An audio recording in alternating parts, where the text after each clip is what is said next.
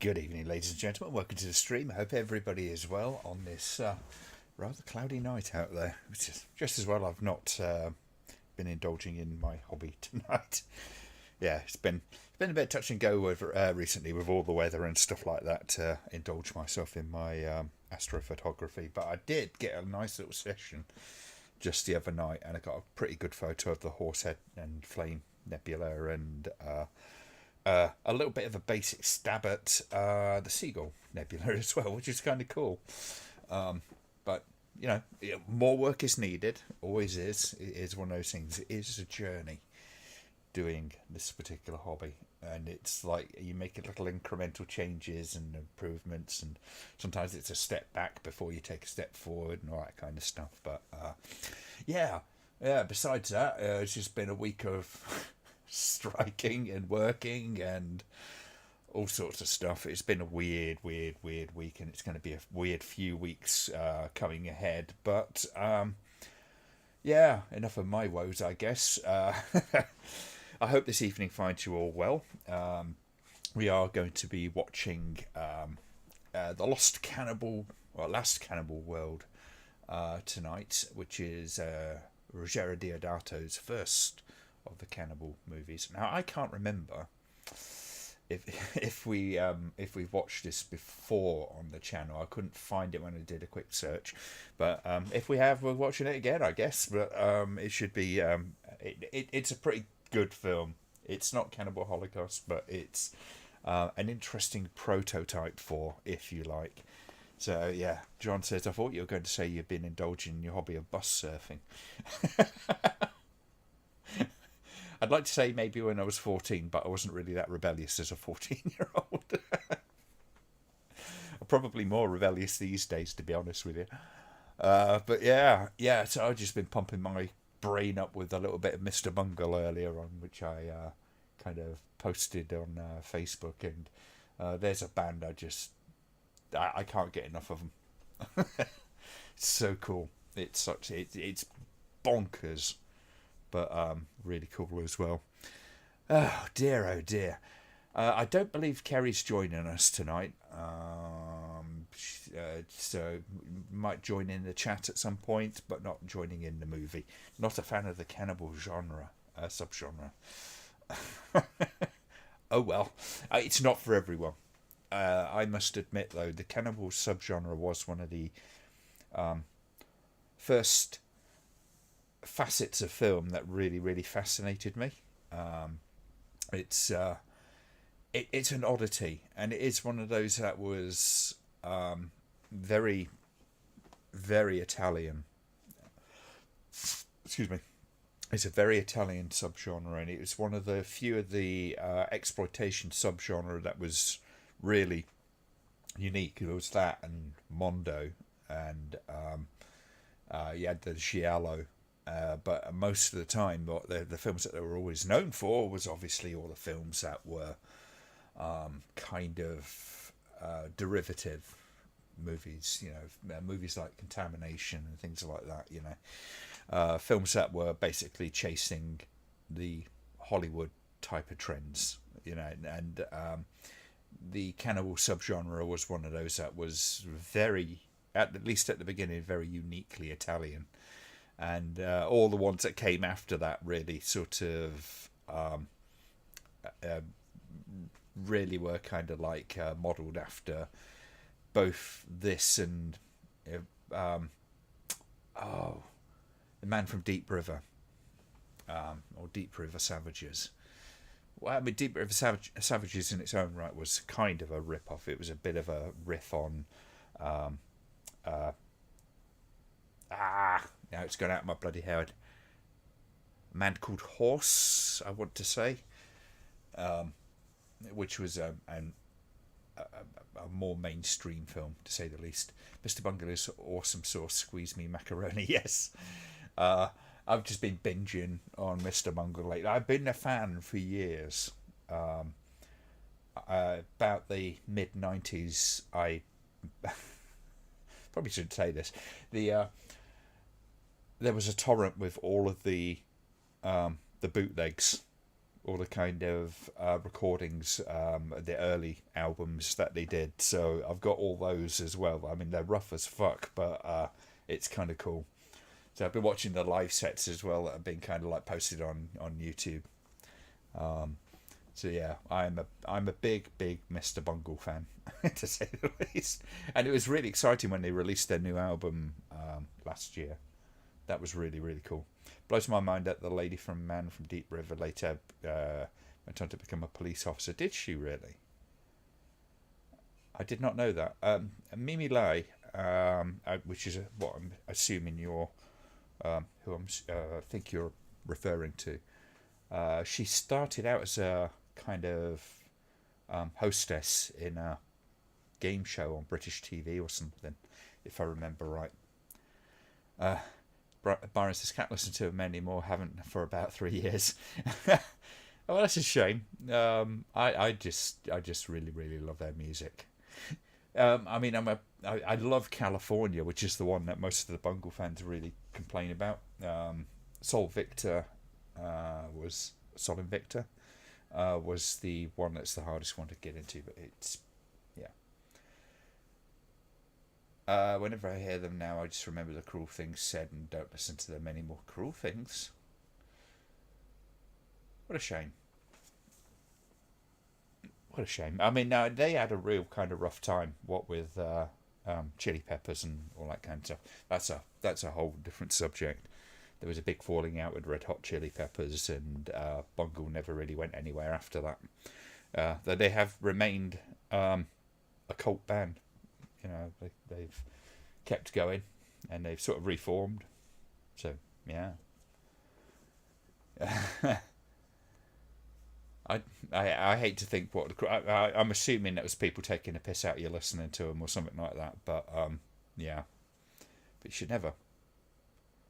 Sol Invictus, which one was it then? I think it was the third album.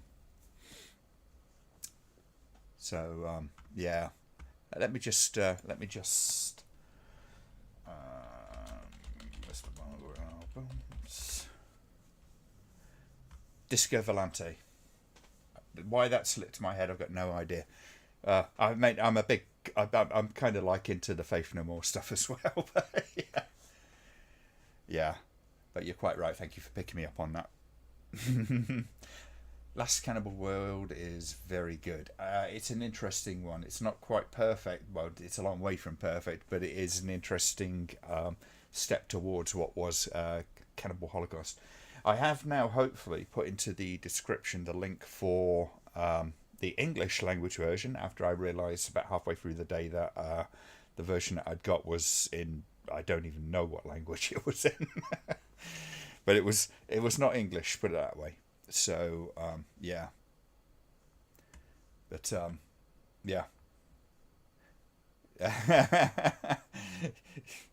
Byron's really kind of pulling me up on the Mr. Bungle stuff. No, you're quite right. I couldn't remember where it was in the list because I didn't buy them at the time.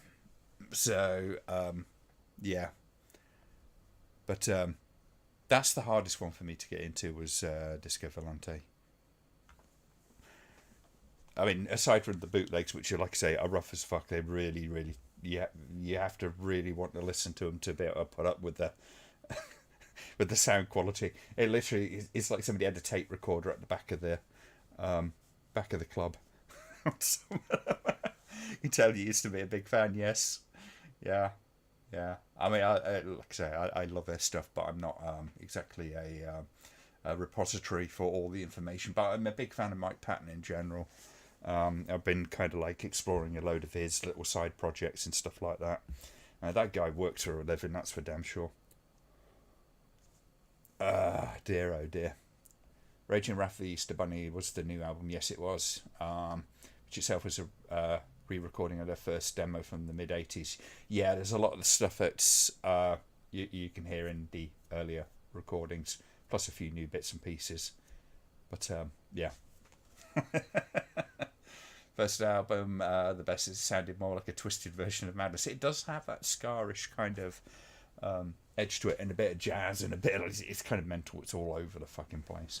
But I love it because it just puts me in a good mood every time, even with the really, really dark shit that they do sometimes. But anyway, yes, link should be down below. Go get yourselves all queued up for that, and we will get started in there in, I don't know, 5-10 minutes or whatever, I guess. Won't leave it too late to get started. Tonight I am enjoying a punk IPA, which is, I like the Brewdog beers. They did go through a near cancelling session because apparently they were acting like dicks to their employees. So hopefully that's all been kind of cleared up. The beer's good though.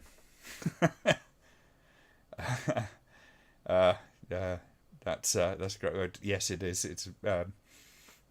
It's kind of insane.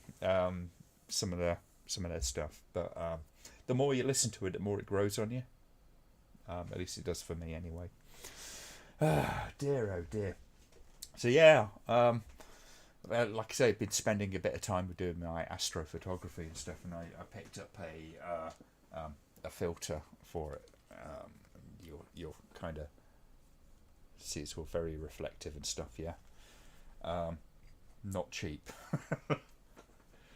But very good, and it's helping produce some decent results, which is kind of fun. But I love the process. I love the whole kind of like dialing in everything and learning a little bit, and then kind of like one of the weird things about it is that you kind of you spend ages sort of taking photos, hour, 2, 3, 4, taking the photos. Then you put them onto a computer, and it can take like it takes hours for it to process. And when you get that final result file and you drop it into Cyril, and then you do the auto stretch and something pops up or nothing pops up. I mean, there's plenty of times you could spend, essentially 20 hours working towards getting a picture and then realise you fucked it up. And then there's other times when you open it up and it's just like, wow, that's really, really cool. It's like waiting for Christmas. It's the best way I can describe it. Today I'm enjoying a nice cup of tea, getting wild in my 40s. Yes. Dear. Well, I hope you enjoy. I like a nice cup of tea. I do like a nice Darjeeling in particular. Black, no sugar, just good quality Darjeeling. Hopefully I'll be able to listen to them again one day. Yeah, I hope so as well. Because I think they're friggin' awesome. And if anyone give you a hard time for listening to them, then, well, screw them, basically.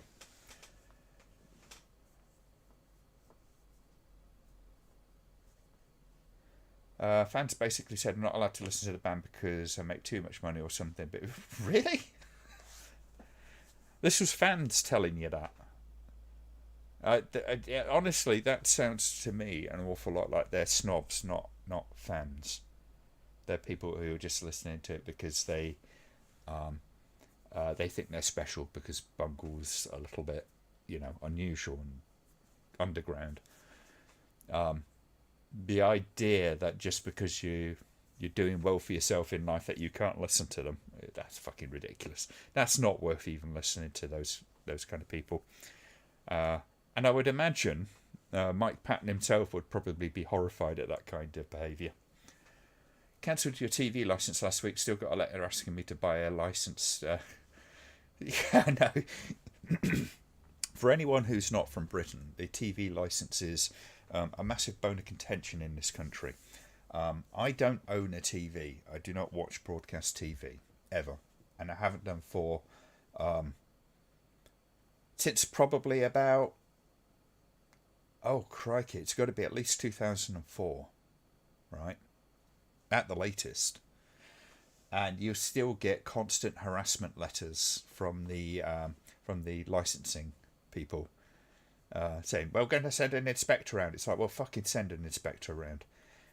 I got in contact with them one time and I said to them, look, this is the times I'm in. Come along. Let me know when you want to come. Because I'm on, I work in theatre and work odd hours. It says, if you let me know what time you're coming around, then you can come and have a look. Oh, well, we can't tell you when we're coming around. It's, well, fuck you then. A bunch of cons. I mean, really, they're just a bunch of a terribly British way of saying it, a bunch of ruffians. These guys that just sort of come around, just harassing you all the time, haranguing you about this fucking piece of paper that you're supposed to spend money for because, for no good reason these days. It's supposed to go towards the BBC and all that kind of stuff. Some people are anti-BBC. I'm not. But the idea that you can't watch any television without a TV license is a bit ridiculous. In which case, they should just sell encoders, and you subscribe to the BBC, and that's your license fee. If they think they can actually stand up to that, which I don't think they can. Drinking some orange pico now. Oh, very nice. You only like tea, not coffee. Yeah, I'm the same. I love the smell of coffee. I think the smell of coffee brewing is amazing, and the smell of coffee grinds is just incredible. But the flavour, I can't do it. BBC still maintain the myth of the TV detective. Yes. Oh dear, oh dear. I mean, it is the archetypal bullshit meter, isn't it? They start walking around going.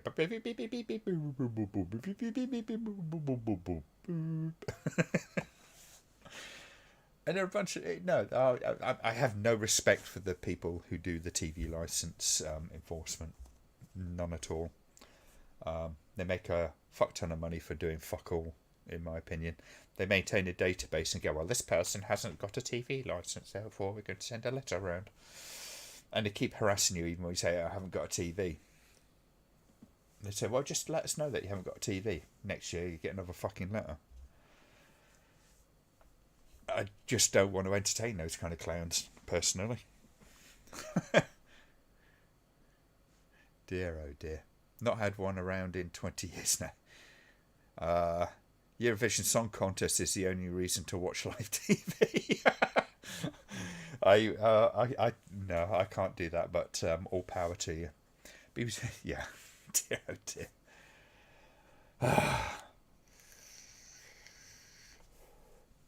So, I think we'll get started in just a couple of moments if you start giving me thumbs up, and then we'll get cracking. For all those who want to join in on this one, of course, because, as with Kerry, not everybody really wants to sit down and watch a Cannibal movie. I'm just that much of a sick bastard. In the meantime, I'll show you a couple of things that I've picked up. I've got that, which is Ms 45, or Angel to Vengeance. It's not in English language Blu-ray, but obviously the film is. And I picked this up, which I thought was kind of cool. I saw it on Amazon when I was looking around for some more Jess Franco films, and I went, sod it, I'll pick that up. It's the memorial edition of this particular magazine. And it's a pretty good magazine, actually. I'm going to have a look around and see if I can find some more of those, because they're pretty cool. You have cable but don't watch it, don't even own a TV. I don't own a TV. I have two 24-inch monitors and a 27-inch monitor that's attached to my computer, and that's it. And I will sit and watch YouTube, and because there's far more interesting stuff on YouTube than there is on broadcast television, as far as I'm concerned. And quite frankly, having seen the depths to which broadcast television go with the whole kind of things like the Jeremy Kyle show, which went through some rather interesting problems over the last couple of years. But seeing that and all the reality TV sort of stuff, it's abysmal. It's just, yeah. We recently bought a Human Centipede. I was going to say, broadcast TV for me is more repulsive than Human Centipede. Why do you need to see that in better picture quality? Actually, the second one is quite a nicely shot film. I mean, obviously it's grotesque what you're seeing in the film, but it is nicely shot nonetheless. Dear, oh dear. One of Ferreira's most fun movies. See, I haven't seen it yet. and somebody was talking about it. I went, I've got to sit down and watch it. I think it might have been Josh was talking to me about. It showed me his article on Driller Killer, and it's a pretty good article. Yeah, it's on the way back machine these days because the site that was doing it has gone away, as have so many dedicated film review sites. They have disappeared over the years. I'm still around. Relatively, there's bugger all people watching me, but that's all right. Third one reminded me of Ren and Stimpy of all things. I haven't seen the third one. I'd give it a watch, but I've not heard good things about it. The second one was the most interesting, but it was drawn out. The first one, well, I mean, it was all about the shock value, and I'm very hard to shock when it comes to this sort of stuff. It's very difficult for me to get shocked by that kind of stuff. I'm a crazy wild man, Earl Grey with lemon. Oh no, good. I don't know if you're in Britain, John, but if you this tea talk. If you're in Britain, look up the site for the Bath Tea Emporium. They do a really, really good Earl Grey with vanilla. I think there's a lemon one as well, and a few variants on that sort of stuff. So, and it's really, really good stuff. It's a little pricey, but it's worth it. Glenn, it's better to have 30 odd loyal, intelligent fans than a million idiots. Quite right. Film site, review site I still use is 1,000 Misspent Hours. I have heard of that. I haven't been to it in a very, very, very long time, though. Imagine Ren running a prison and Stimpy as his assistant getting the idea to cut costs by making a human centipede. You can't say that he doesn't have a sense of humour when it comes to those movies. I guess a lot of people sort of think about it, go, "Oh no, it's the most repulsive thing ever." It's no, Jesus Christ, I could eat my breakfast watching that thing.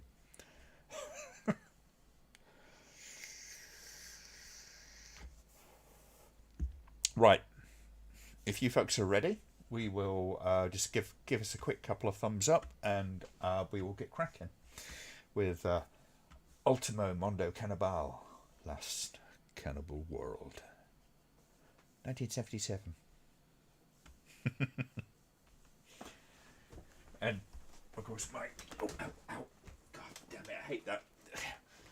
These chairs always catch me on the back of the ankle. So there you go, the VHS version.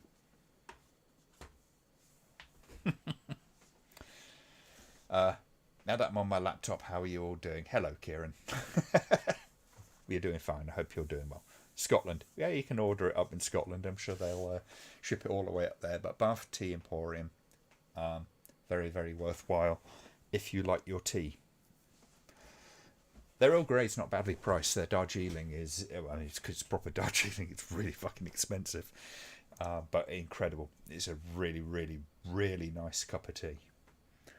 Sadly, my favourite tea shop, T2, closed this week due to longer export to the UK due to Brexit. Fucking Brexit, I tell you what. It's no mistake that an awful lot of the people who voted to leave are actually regretting having done so. It was done in a complete mess, but I don't know if there was any way to do it in any other kind of in a good way. And now it looks like the Tories want to try and push to make it even worse, which is just fan-fucking-tastic. Fantastic. Okay, we've got a thumb up. We will go. So if you're all ready, folks, we will get cracking. We'll start on. We'll do a count of 5 and go on. Go. 5, 4, 3, 2, 1, go.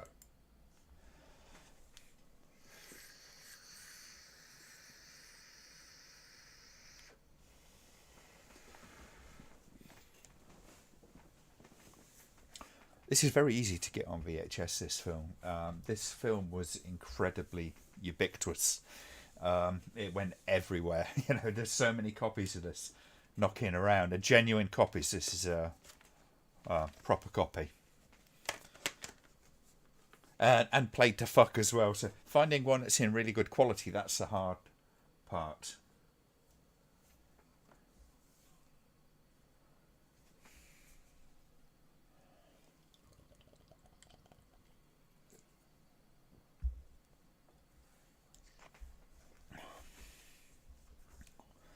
Discovered a film format I'd never heard of today, VHD. Oh yes, yes, I've heard of VHD. If you go watch a channel called Techmoan, he's got videos on that and many other forms. VHD was interesting, to say the least. There's a few variants on it as well. You got a week off uni, so I'll do what I do best: watch movies. Excellent. Nastier the better.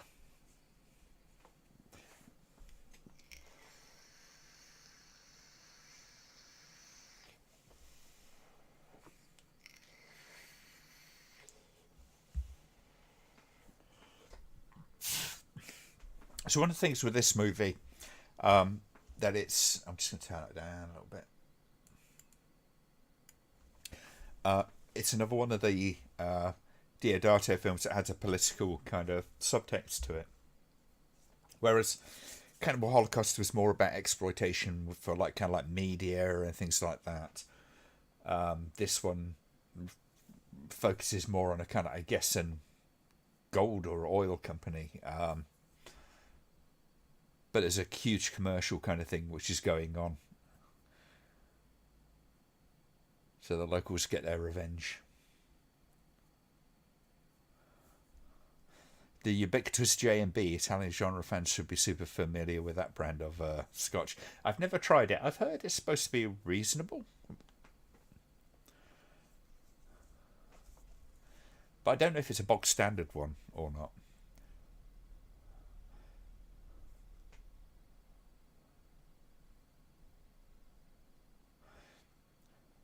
Apropos of nothing, a Doctor Who streamer I used to watch was arrested the other week for murder. Hope you're not planning anything.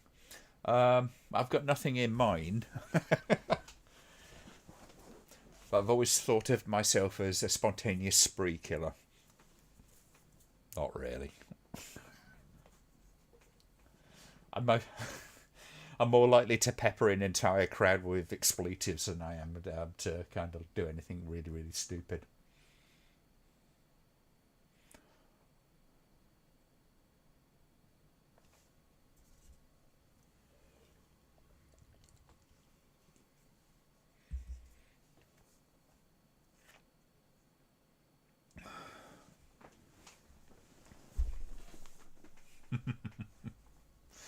Having to use a lot of inventive filmmaking in that sequence just to get round the fact that clearly didn't have an awful lot of budget to make this movie. What's one of the things with the Italian film genre though? They love to go to exotic places. It's a cheap set, and they would make the most of that.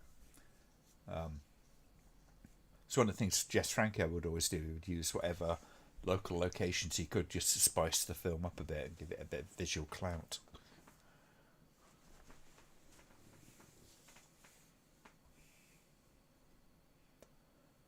It always made me laugh with the Jess Franco films whenever he did like sort of jungle movies. Quite often they were just filmed in Spain.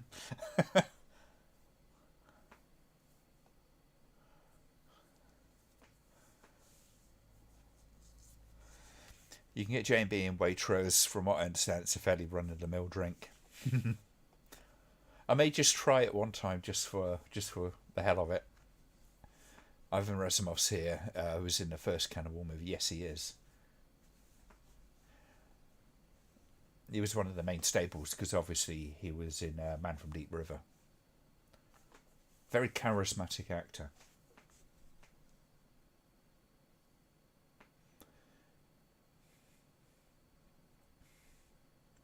I think D'Amato was similar in that regard. He'd find a halfway decent location, he'd just use it. Yeah, a lot of them would, And sometimes it was just cheaper to go fly a crew off to Barbados or find a location in Spain or Italy or somewhere like that where they could do what they wanted to do.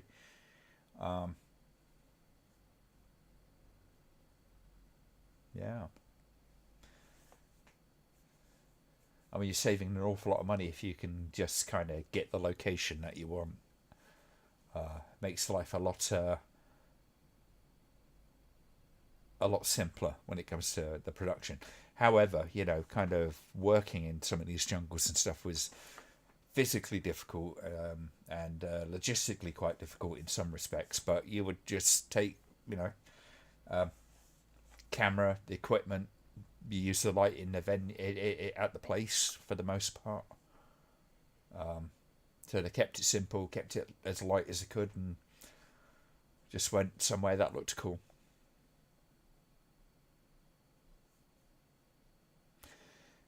Just looked up the main actor here, Massimo Foschi, and he was apparently the Italian dub voice for Darth Vader. Really? Okay, that's weird.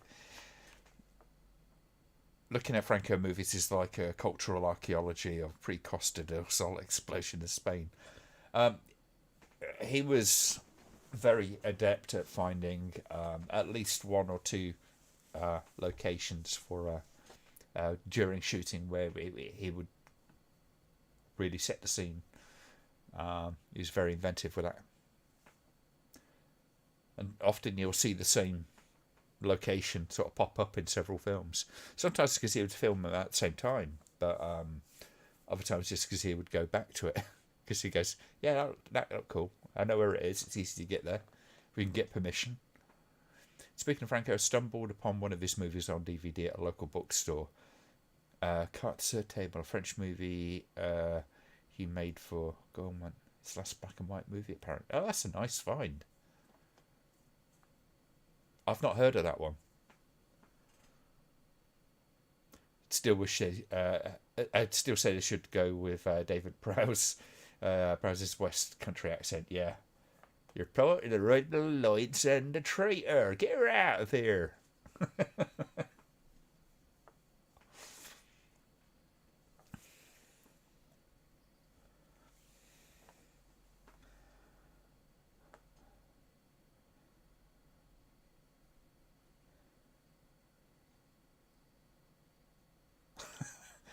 Not entirely sure there, Kieran. I mean, my family's kind of um, West Country, and do have that very rural accent.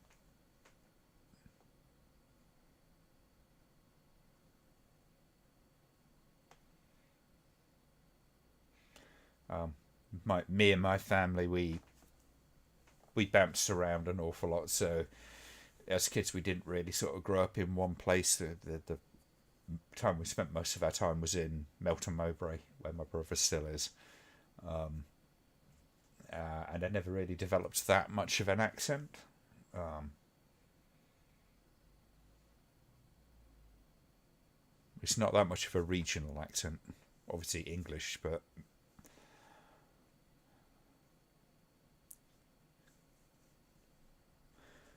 it's called Battle of the Robots in English. It's like a Bond parody with Eddie Constantine from Goddard's Alphaville in it. Oh, right, okay.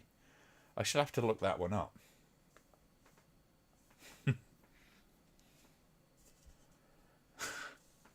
I love how this character, he's kind of very bolshy and arrogant, and uh,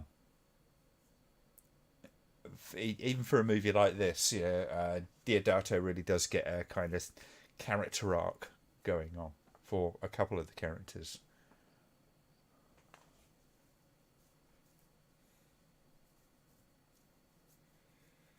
Sure, the BBFC will always have issues with this scene here.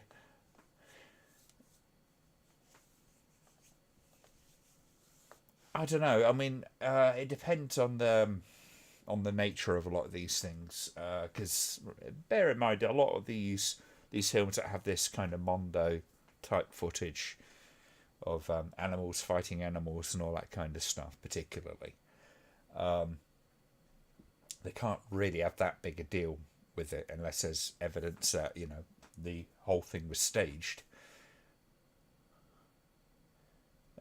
Even when you look at Cannibal Holocaust now, with the cuts that were made to that, and the cuts that still exist, which is not a lot now in the UK, but yeah, they allowed a lot of it.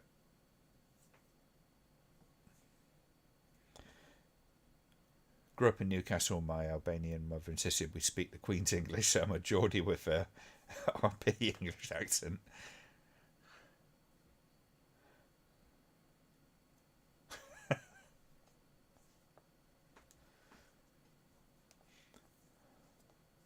I do occasionally sort of slip into a bit more northern from my time up in university, and a few years I've spent up in the north of England.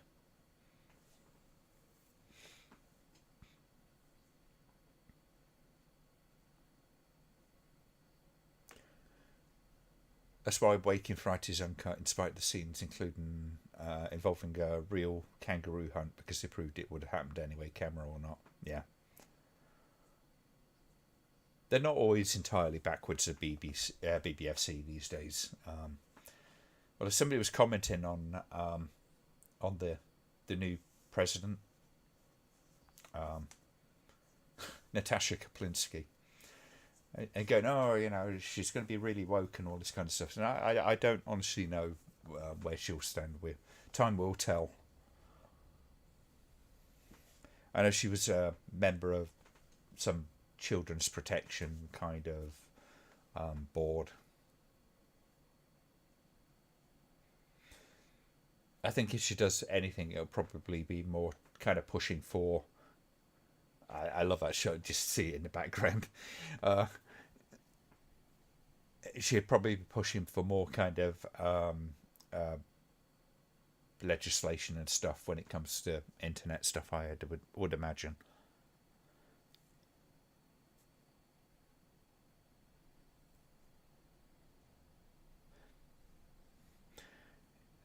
It's odd what BBFC allow. It's odd to the devil a daughter allows a certain scene in it.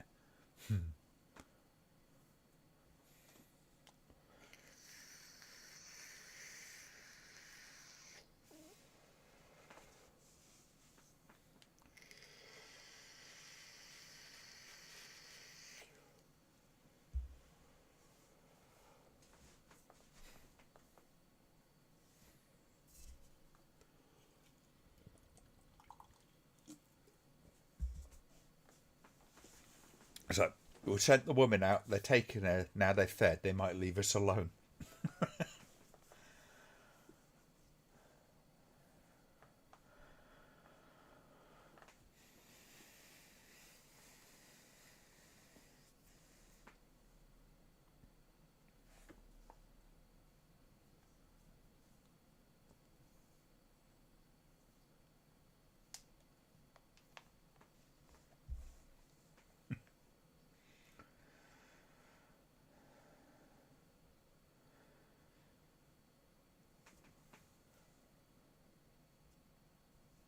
I haven't seen the Untold Story, so I've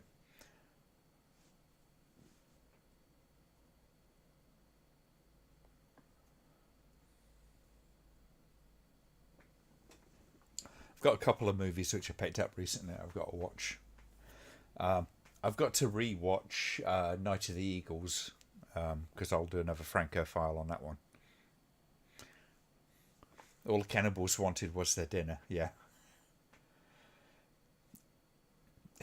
In the censored version of this, it just got the woman because, well, you get the woman to cook your dinner.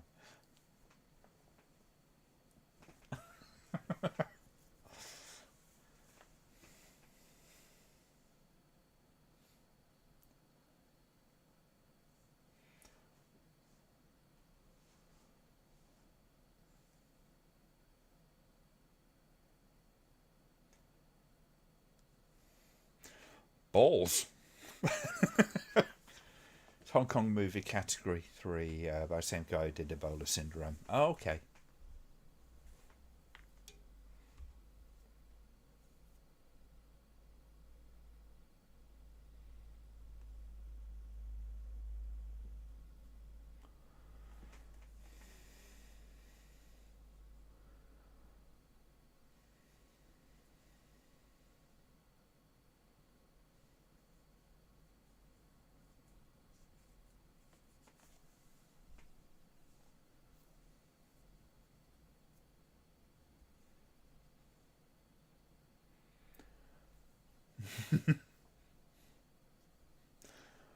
So you're already getting this kind of change in the character.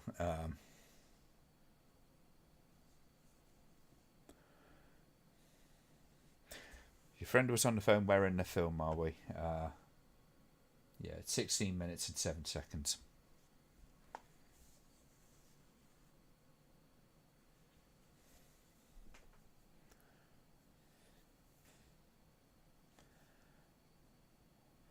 Never seen a Hong Kong Category 3 movie. It's an interesting world.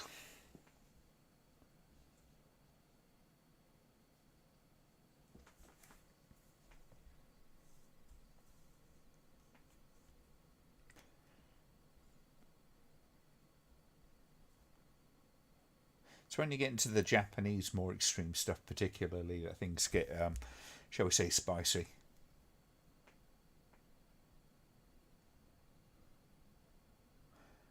Men Behind the Sun. Yeah, that is definitely a depressing one.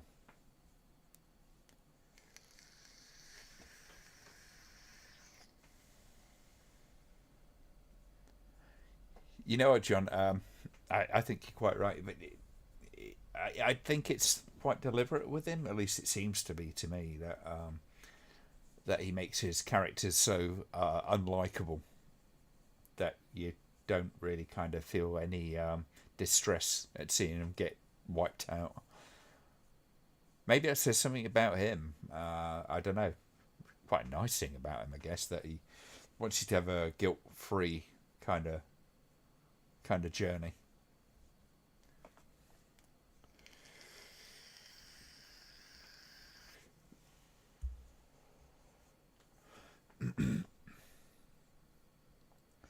Speaking of Japanese, took advantage of a recent sale to buy the female prisoner Scorpion collection. Oh, okay. That sounds like fun.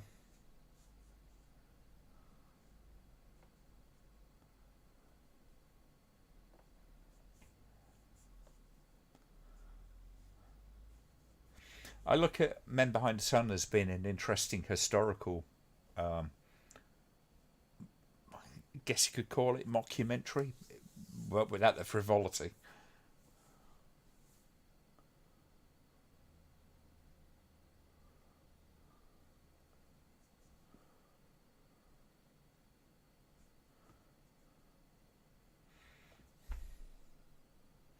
does have a little touch of Deliverance, doesn't it?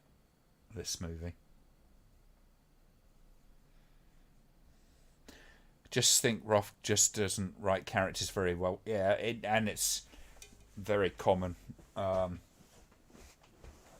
there's some bad writing out there. Like I've said before, character is incredibly important. Character and character perspective are massively important in writing.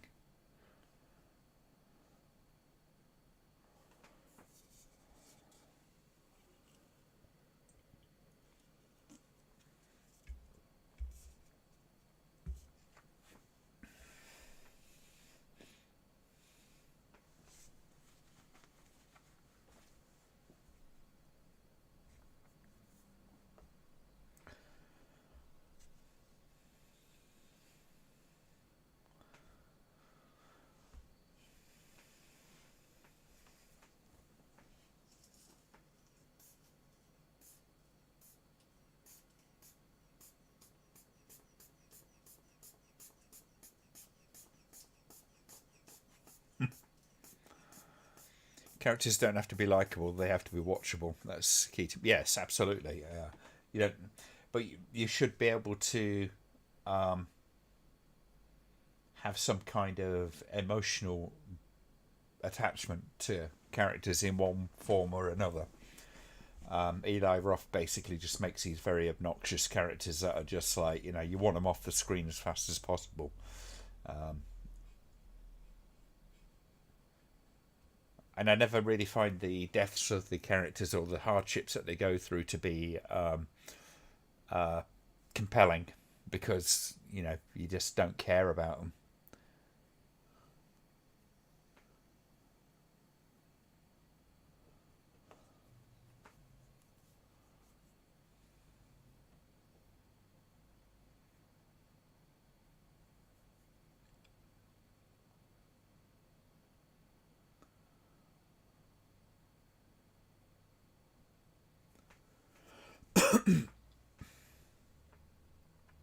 It's probably just as well they hit that rock, wasn't it? Really, because that raft was not going down that white water intact.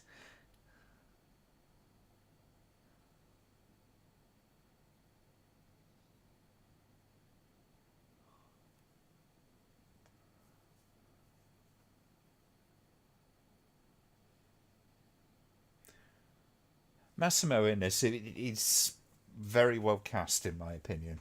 He does have that intensity to him.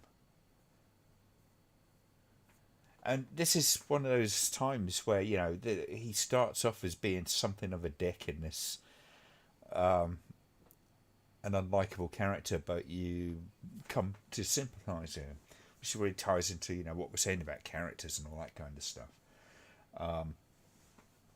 As much as of a dick as he starts off as, you come to sympathise with his plight.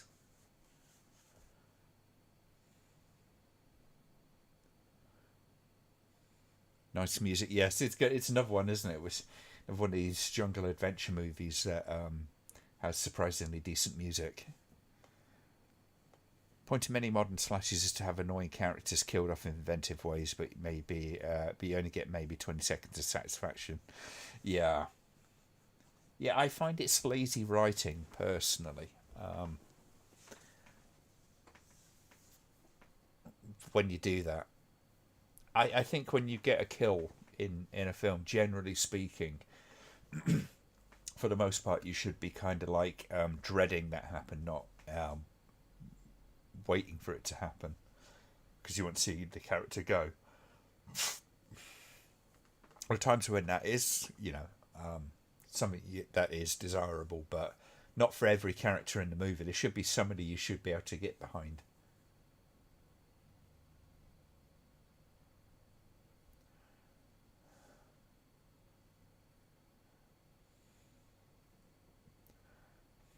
Has this guy not seen Savage Terror? His body will pull through. Yeah, Savage Terror. It is a guilty pleasure of mine. Is Savage Terror.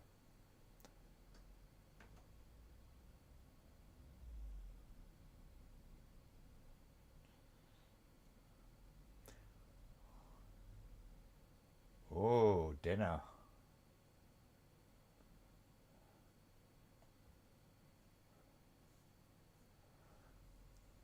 I love the soundtrack in Savage Terror, though. It's a great example of when a movie's got great music, but it's completely wrong for the piece.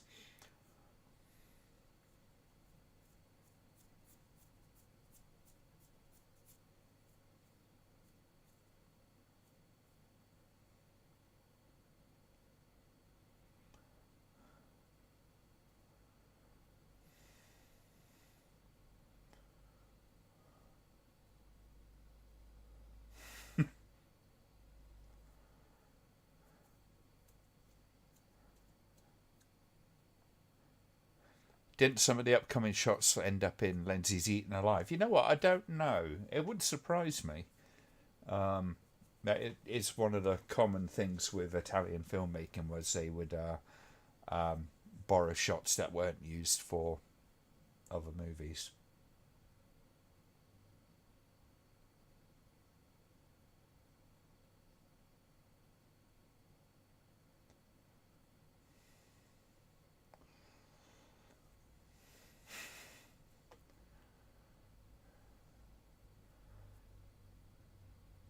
It's a great example again of just amazing locations, isn't it?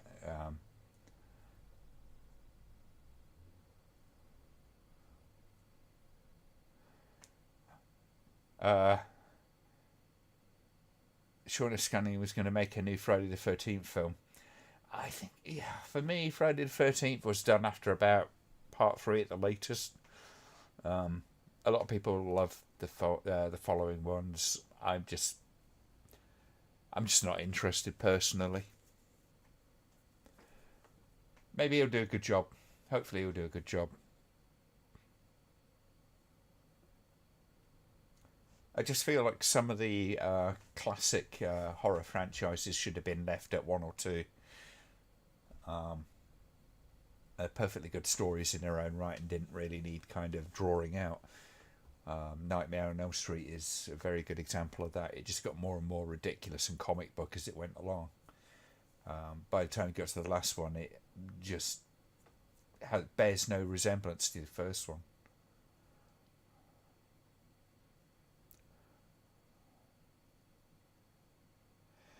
Recycling is important.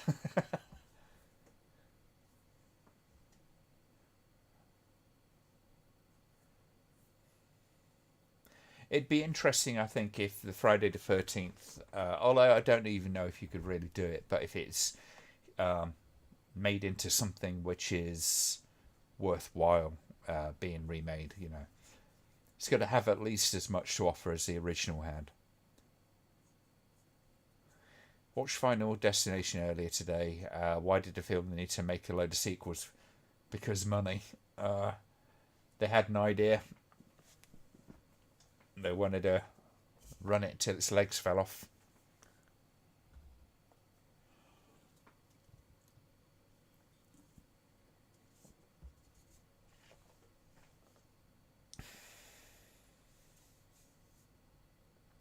It's a pity Friday 13th parts 2 to 8 are still cut.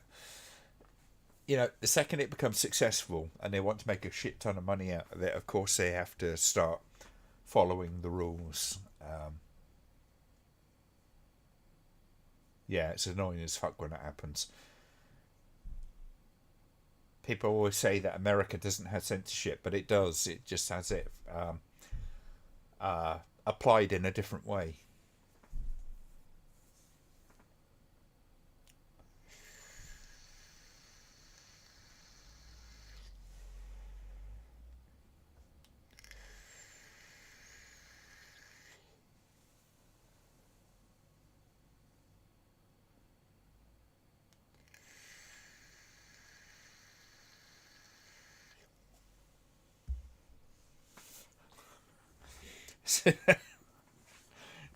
Get your knickers off, lad.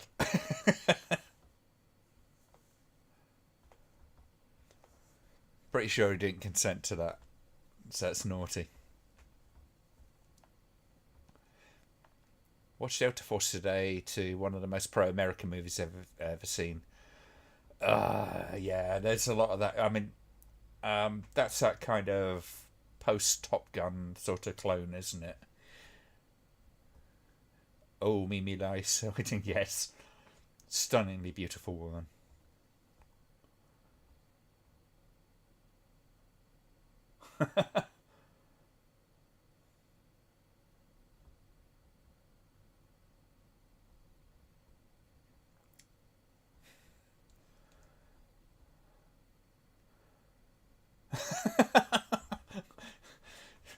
Is that true, John?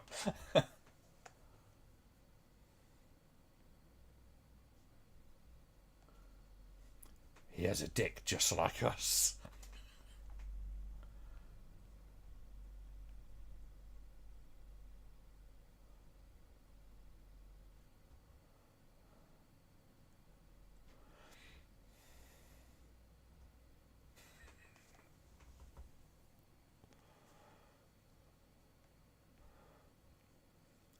Trying to eat the expensive watch symbolism. Yes.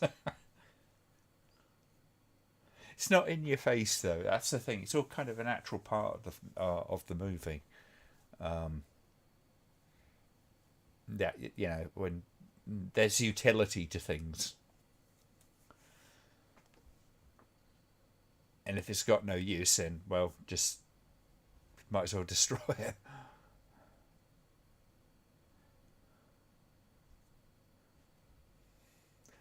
I love the fact that they had to put the little voiceover in there,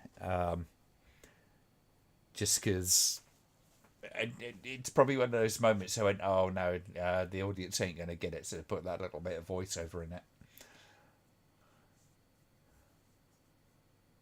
Oh, wow. You know what? I'm going to have to see if that. I've got Man from Deep River somewhere up there. I'll have to see if that interview's on there. If not, I'll have to get hold of that. Where is Tarzan when you need him?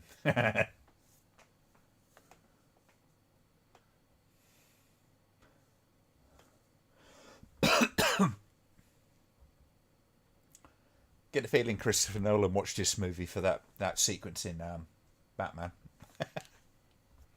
Hello, so yeah, if so, can I get a timestamp? Yes, Richard, we are at 31 minutes and 20 seconds.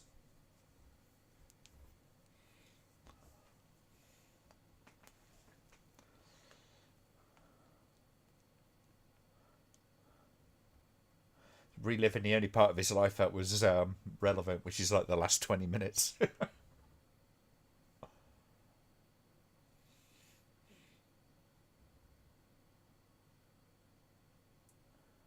That is going to suck, though, isn't it? It looks better than most theme park rides. Well, that would be painful. I would imagine.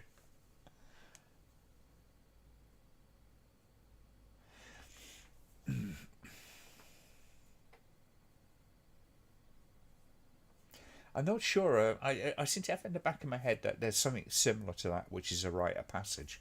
They jump off a tree with a vine tied around their legs.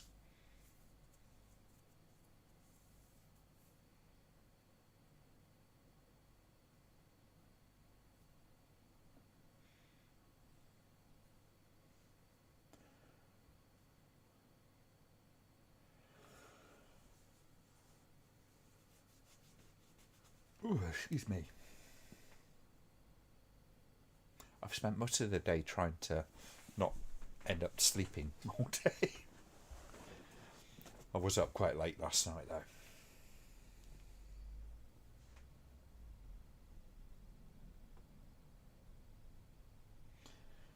Doesn't help that my hobby, keeps me up until God knows what hour in the morning. It's a pity you can't do astrophotography during the day.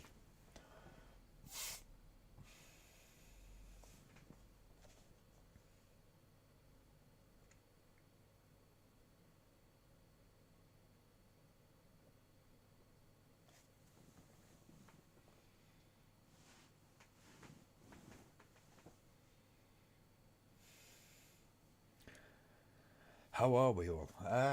I'm fine. I hope you're well, Richard.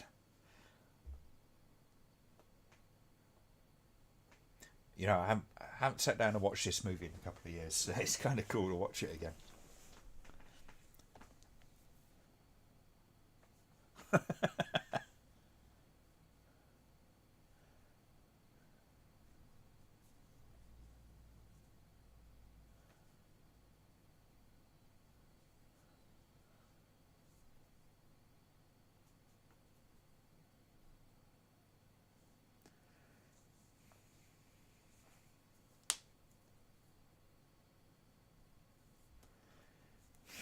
Tomato ketchup.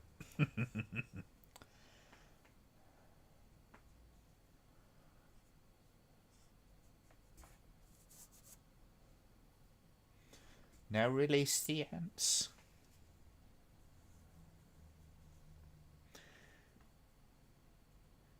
Have you ever had any DVDs get disc rot? I had a few. It's scary. I had to get them again. I've had a few that have failed. I got episode 1 Star Wars up there that doesn't want to play.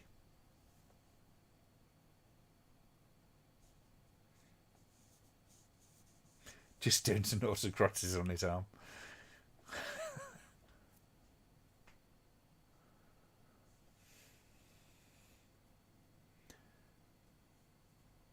I think one of the worst tortures that I've heard of is when they basically get like bamboo shoots and then they put you on top of it and just wait for the bamboo to grow up through you.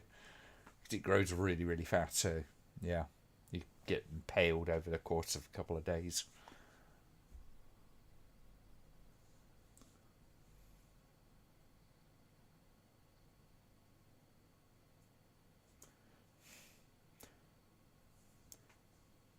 Kids be kids.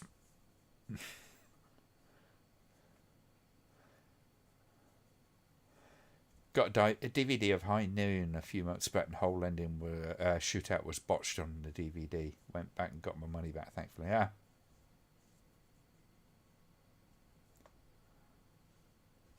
No, thankfully, most of my DVDs, I think I've had only a couple that sort of failed over the years.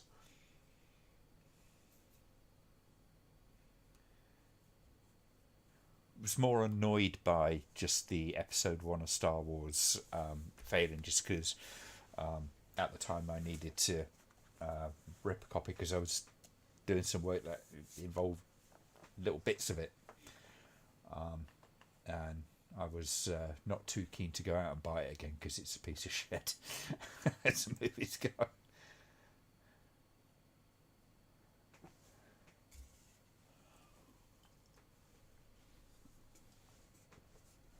Right back.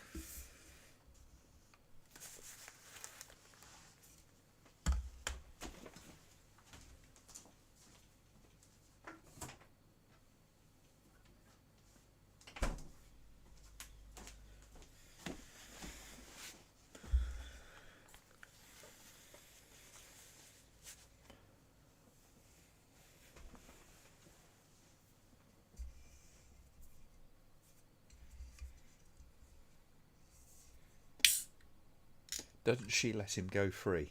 Ah, well. Can't get into spoilers.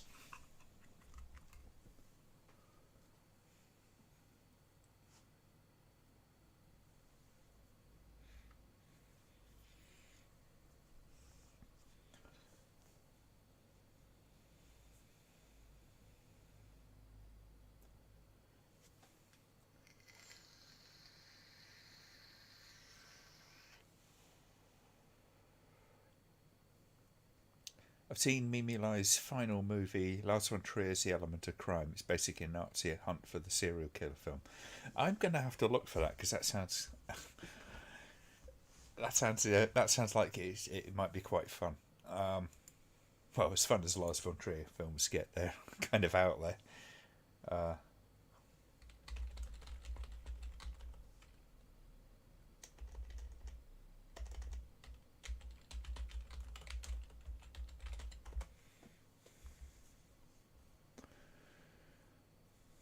1984. Okay.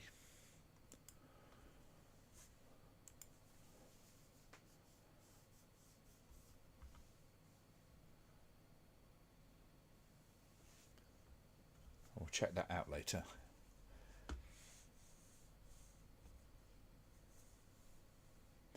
I don't have Netflix or anything, John, so if it's on there, I've not got it. If it's on Amazon, that's a different thing.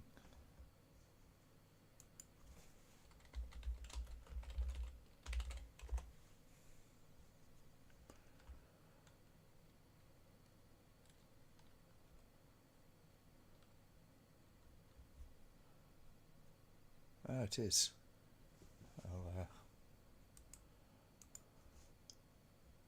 So much to watch.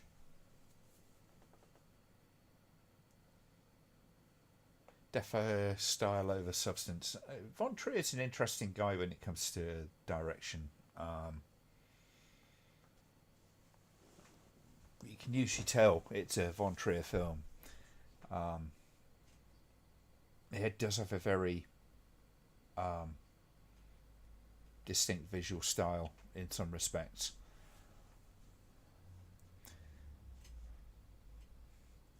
A lot of people really kind of like rag on him for one reason or another.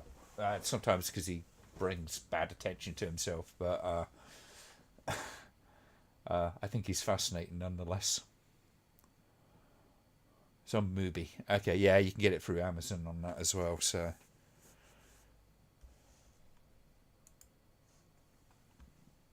you'd have to sign up for it. Yeah.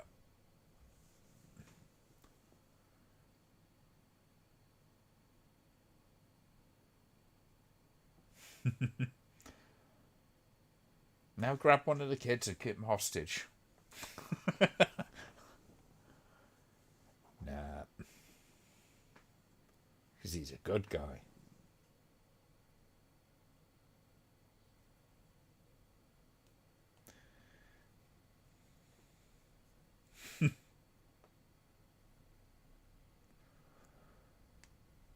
His last film, the house that Jack built, was Amazeballs. That was, yeah. There's bits of that movie that made me squirm.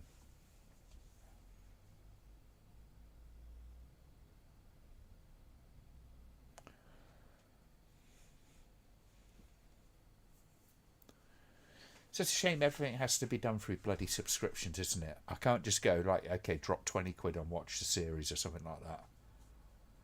No, gotta go on a subscription. Even you got the free trials and all that kind of stuff, but yeah.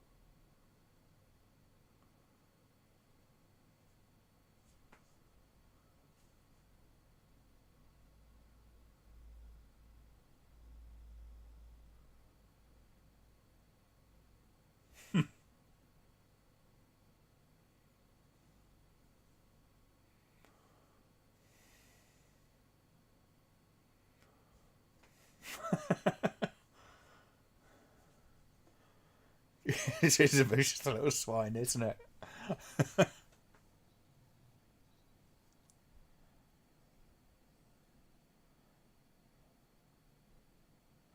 Trying to find some uncut copies of Von Trier's movies in the UK is strangely difficult, even though they're all passed without cuts.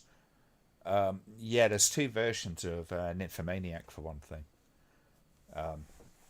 Although credit to the BBFC, they did allow for the extended edition, the director's cut to be released on DVD, Blu-ray, whatever.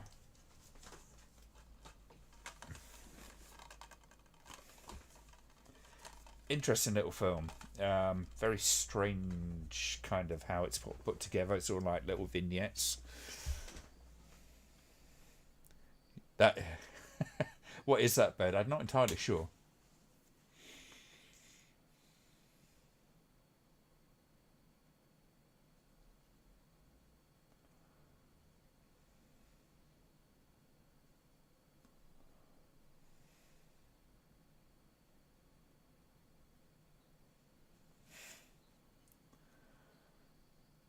Just full on Mondo at the moment, isn't it? With all the animals.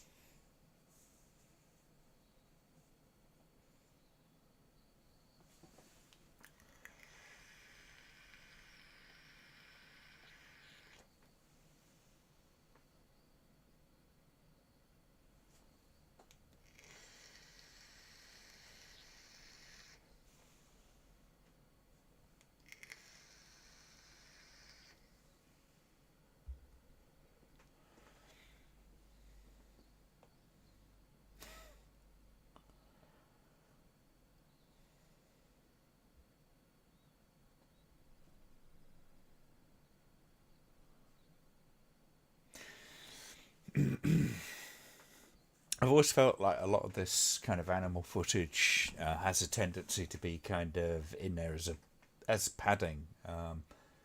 When I did the Blu-ray extra for Mountain of the Cannibal God, I did a lot of stuff in that on Mondo filmmaking, and I kind of like says it a lot of it's there because not just to sort of set the scene, but it's also a bit of a break in the otherwise quite monotonous scenery. You know, it's spectacular to start with, but you know, a jungle's a jungle. At least you know kind of what you see of it on the camera. So it tends to be a lot of this sort of stuff in there just to kind of break up the foliage, if you like.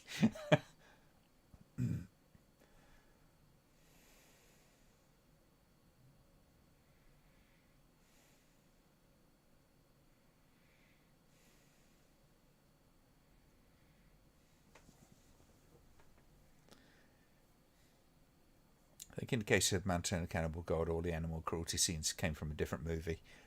That's quite possible. I mean, a lot of the stuff like this scene with the birds and the various animals, a lot of that, it's just taken from stock footage.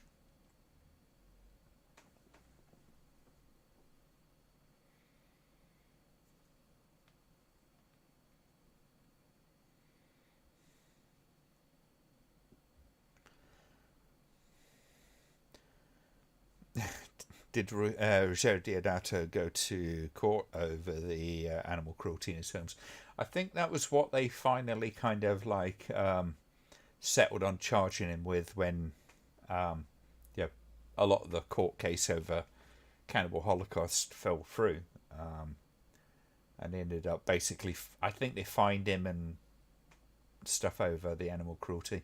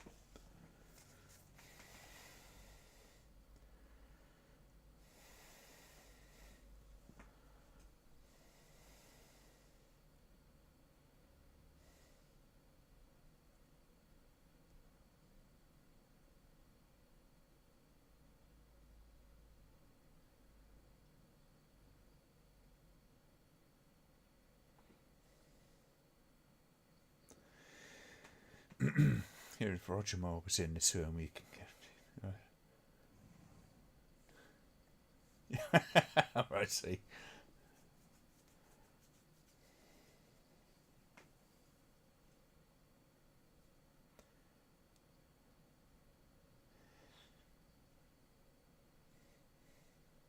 Kind of puts the turtle scene into context, though, doesn't it?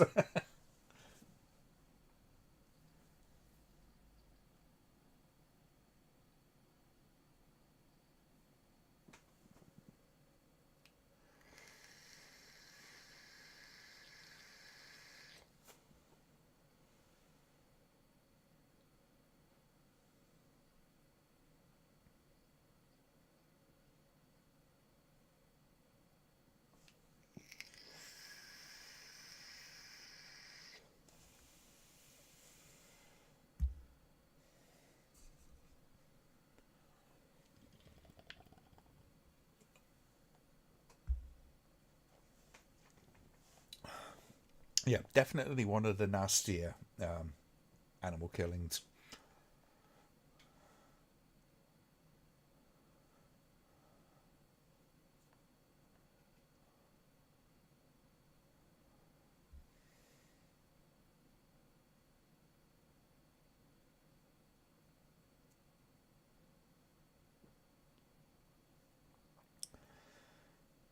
And you see the behind the scenes craft services.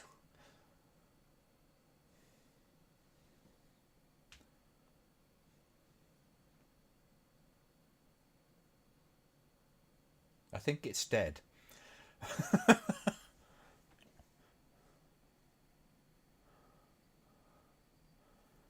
Surprising YouTube have not destroyed this. I would say that there is a lot worse on YouTube than any Italian movie can offer up. You just have to find it.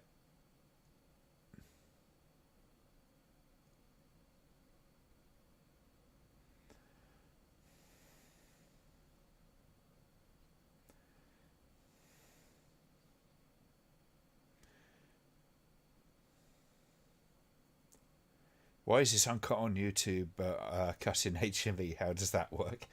Well, first off, it's an American website. Second of all, it clearly just hasn't come up on YouTube's radar. I think it is restricted. Yeah, it's age restricted.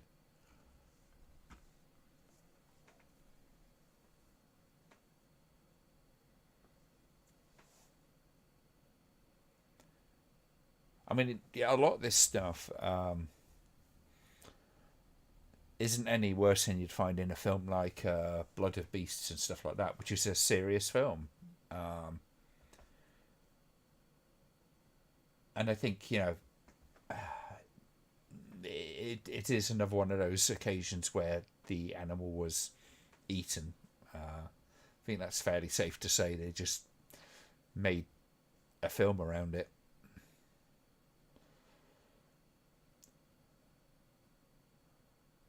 I think ethically there's not insurmountable problems with that kind of thing in this movie. There are far more egregious things that have happened even in American films.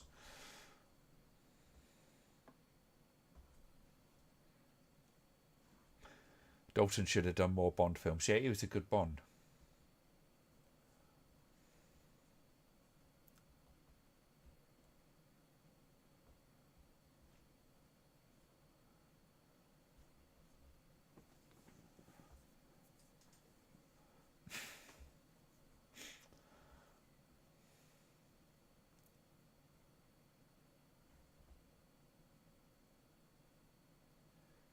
It is certainly something that he got. Diodato got a lot better in Cannibal Holocaust was the pacing of the film, because this is one of those things. It does sort of stall in that sequence. It's a common problem with a lot of the jungle adventure films like this, the cannibal movies, is they look spectacular and all that kind of stuff, but then it sort of very quickly degenerates into being a run around the jungle with the occasional horror scene, which doesn't leave itself an awful lot of room to kind of like have a lot of story. Cannibal Holocaust did a lot better with that because the story was constantly unfolding. There was very little in the way of pauses, although it does a lot of the same kind of tropes. But it's certainly the case that this and Mountain of the Cannibal God both have this problem where it just runs out of things to do for a while. So they're going, right, okay, so these people crash in the jungle. Then they've got to go try and find their way to a place. But it's that journey is, there's only so many shots of dense forest that you can actually really show.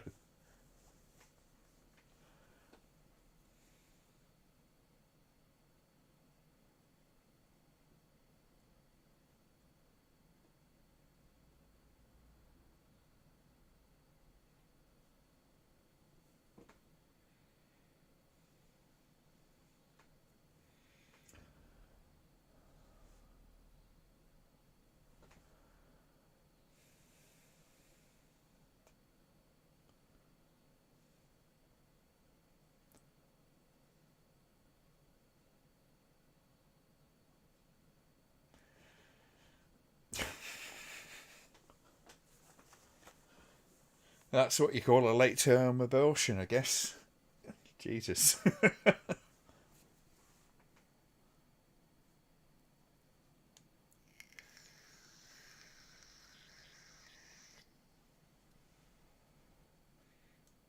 That's quite a nice way to put it, John. Have you seen they're re-releasing Titanic in the cinemas again? Didn't they just do it for like 3D and what? Or is this the 3D one that they're doing? Cut says that interested, but yeah.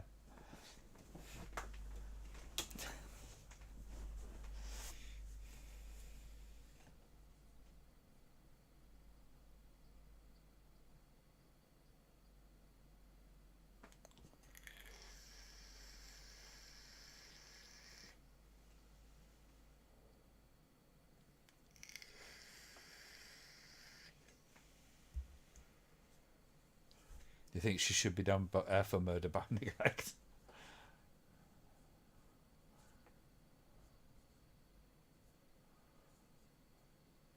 It's kind of a thing that he revisited in Cannibal Holocaust, though, wasn't it? Yeah, the woman who is punished for adultery.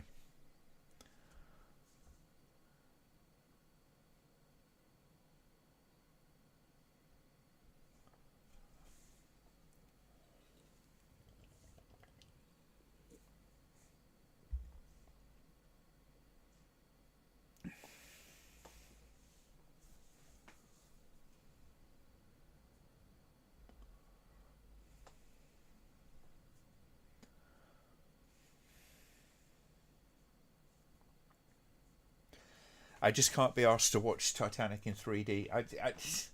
James Cameron really has a problem letting go of the fact that 3D has failed again as an experiment in cinema.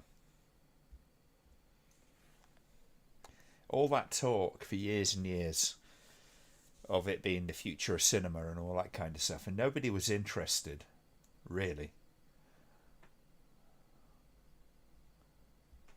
At least not enough people to justify it.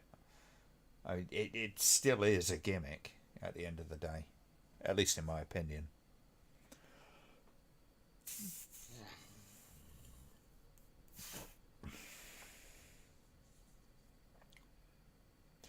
Enjoy Titanic with zero irony. It's a decent enough movie. I've seen it and I don't really need to see it again, if you know what I mean. Um, don't get me wrong. I think James Cameron is, technically an incredible filmmaker, but I just have very little interest in the bees that he has in his bonnet. 3D seems to come around every 20 years or so and dies away shortly. It lasted a long time. I mean, it's still kind of hanging around again. I mean, it's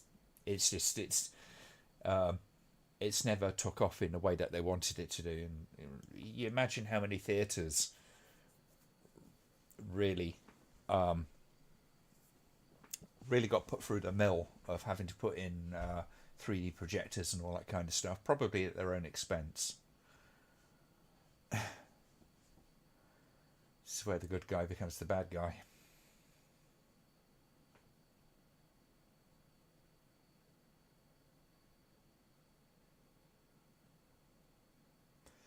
This is probably one of the more ethically dubious parts of it. Um, it's a little. I say a little. It's very uncomfortable. This scene.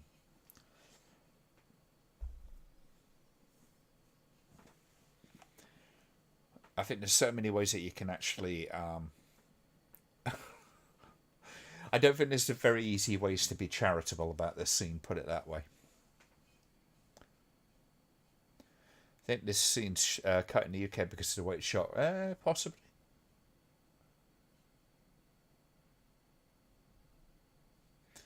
Love to see the BBFC notes on it though.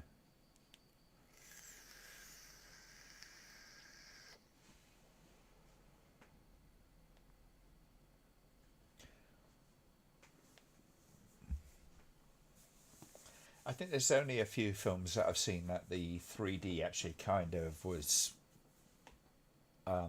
had any effect really. Because I always end up forgetting that the film's in 3D.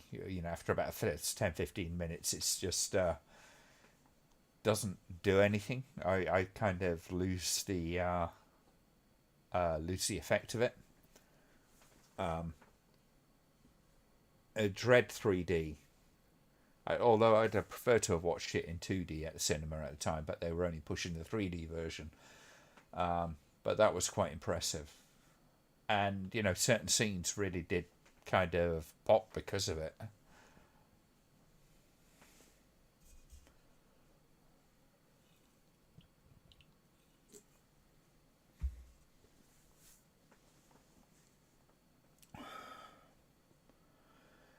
Yeah, you're quite right, Kieran. It is. I think I mentioned it in the review that that particular thing, and how she basically comes to her senses, shall we say, after is it's ethically tricky, to say the least. I don't think there's really much of an argument. It's a very badly thought out scene.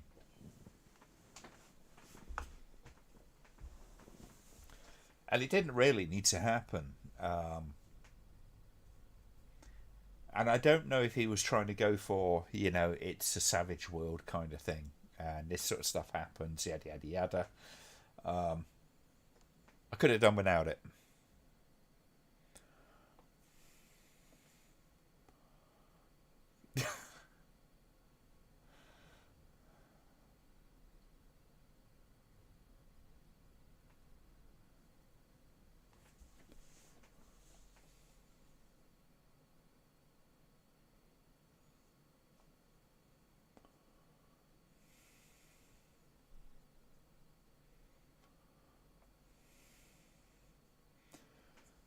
Just over the next two hills.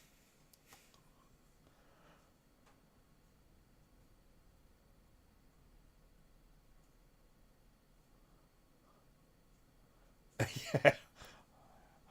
Yeah. Cool. That was some impressive lightning, wasn't it? That's some real budget filmmaking lightning. To meticulously scratching away part of the negative before printing the shot to get those lightning shots. Maybe that's how she was taught to. Yeah.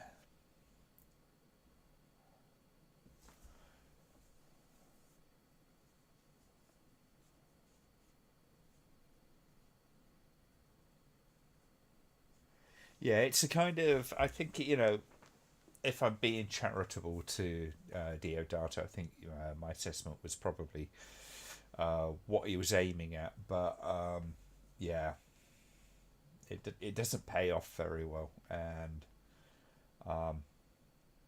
yeah, it kind of it's too easy to read the wrong way if that was his intention.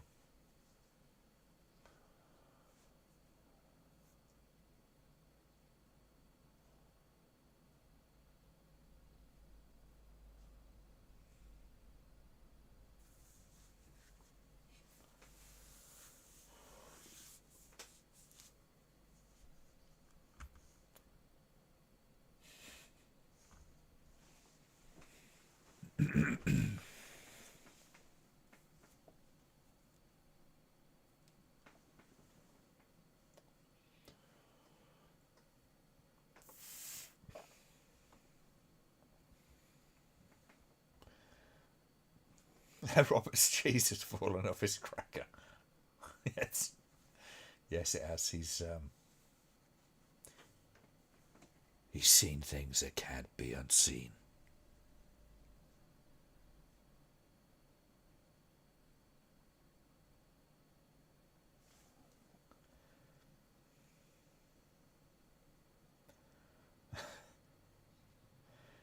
Eat the bat, don't be the bat. Random tidbit: Ivan Razumov spoke pretty good English. You find an interview where he speaks it. Yeah, very charismatic actor. I always enjoy watching him in films.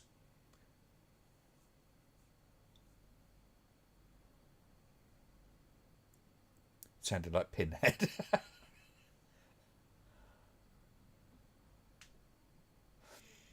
I do a reasonably good Pinhead impersonation, but it's all about getting that lower register working.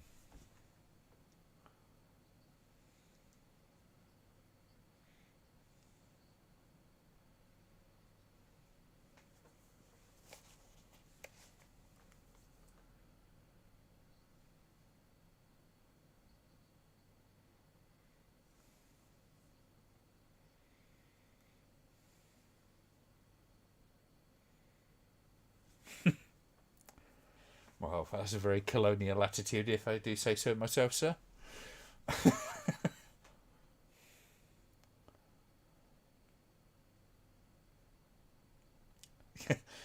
Considering the snooker ball size hole in his leg, he doesn't seem to be in pain. He's doing, you know, he's a tough guy.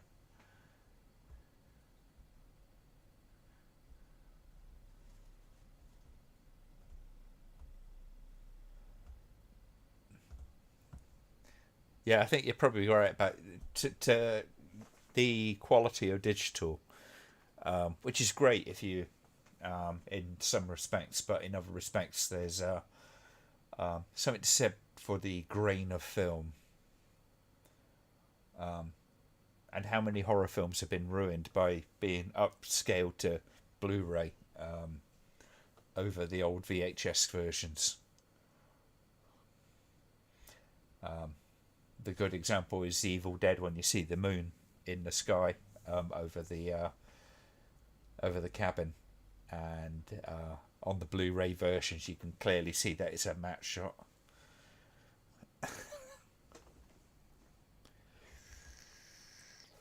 You never saw any of that on the VHS version.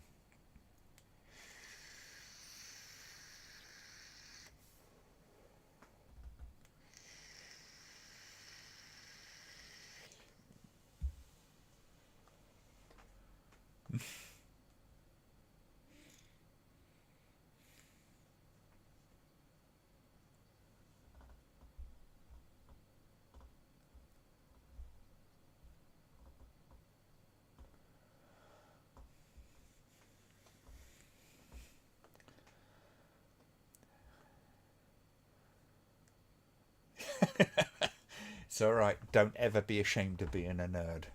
Uh,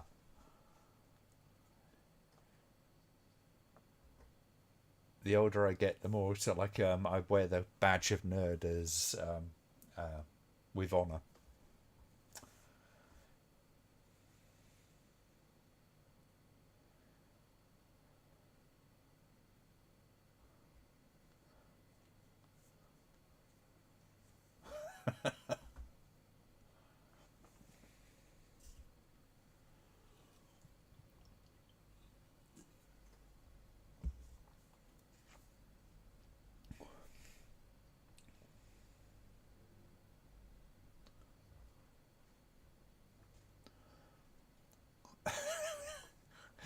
You know what, Richard? It's like I'm kind of like going, oh my god, he recognizes this river.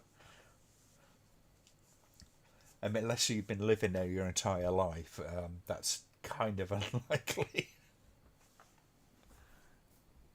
See, it's one thing with the jungle. It's like the jungle looks like the jungle wherever you are in the jungle, generally speaking, if you're not familiar with it.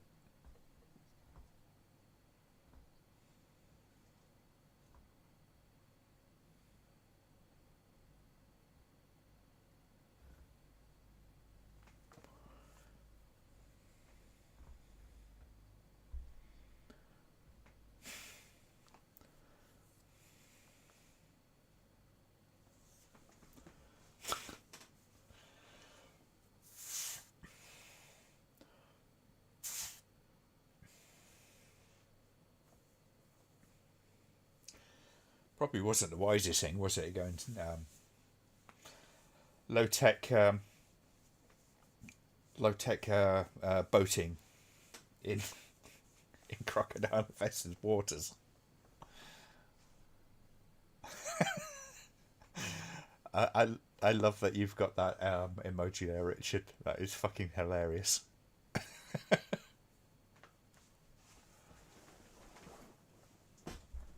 Revenge of the stock footage crocs, yes.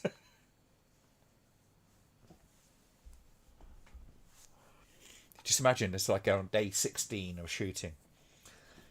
And, Ruggiero sort of comes up and goes, right, okay, you've got to react to a crocodile again.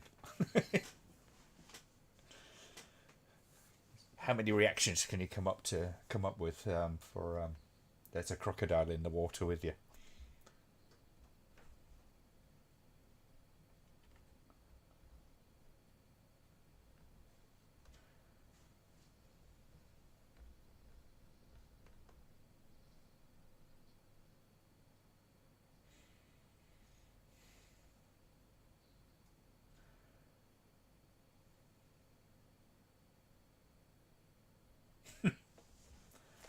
You can't just walk away from this snake. You have to run up to it to kind of deal with it.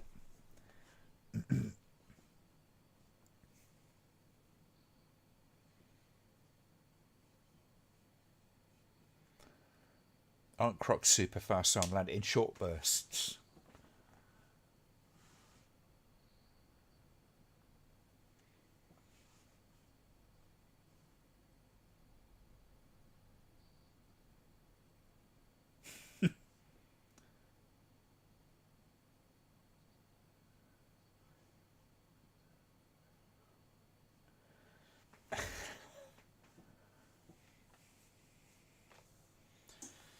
Technology, ladies and gentlemen.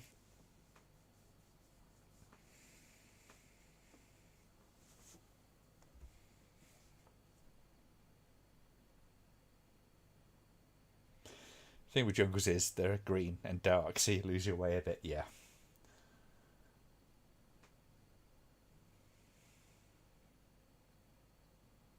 I mean, can you imagine trying to navigate in that kind of territory? It just because you can't see more than a couple of tens of meters ahead of you most of the time. Up, down all those hills, across rivers, and all that kind of stuff. You're going to get turned around, aren't you? There's a YouTube video where a chicken accidentally finds itself in a crocodile pit in a zoo. It tries to creep away. Very funny video.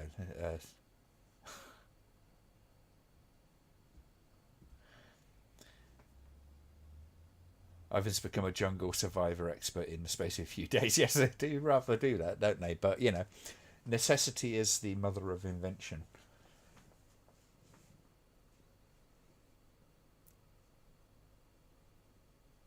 Surviving Deadly Jungles for Dummies. I hope that's a book.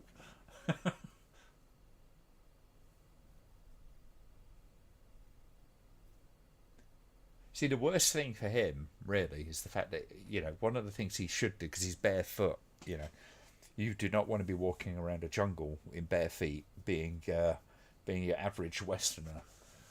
Because even after a few days, your feet are still going to be pretty damn kind of like pampered and soft.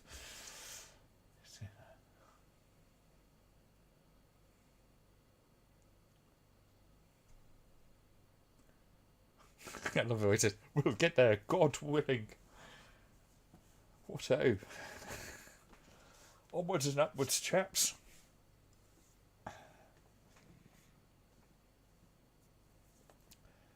McTiernan initially tried to film Predator in a real jungle, but abandoned it because you literally couldn't see 10 foot in front of them. No. And it is a constant problem for a lot of these this type of movie where they actually went out into the jungle to do it. Like you say, there's a reason why a lot of Mondo footage gets kind of put in there, because each shot is going to look like the last one for the most part. It gets pretty dull pretty quick.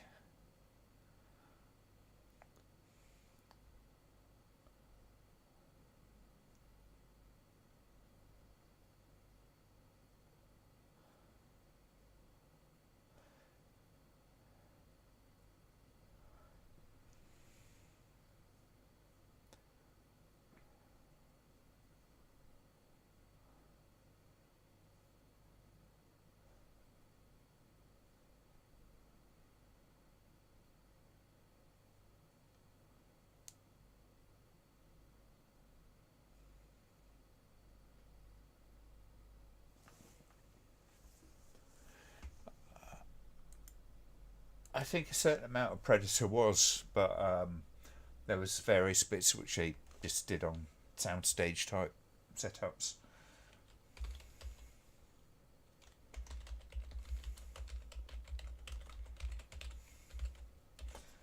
But it probably wasn't the dense forest that most people would expect.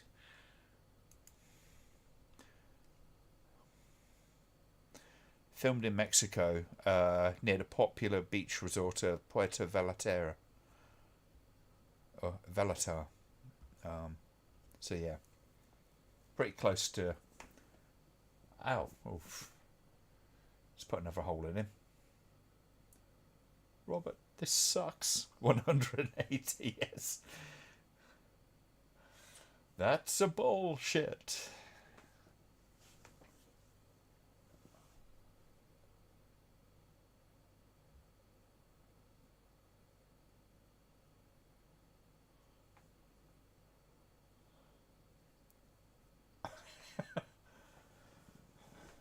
I can't go on. Come on, stiff upper lip, old chap.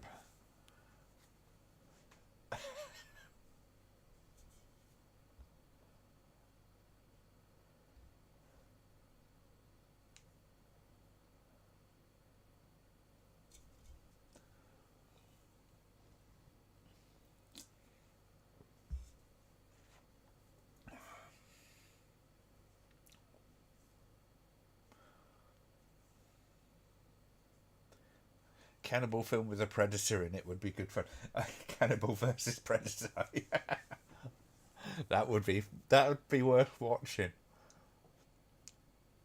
The sort of film I'd quite happily write and direct.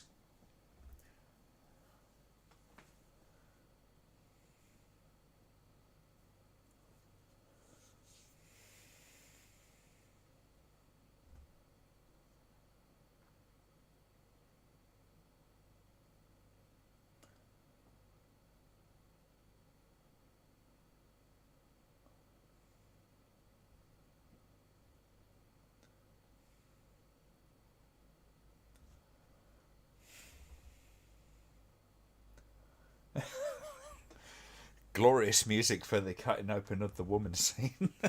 Jesus.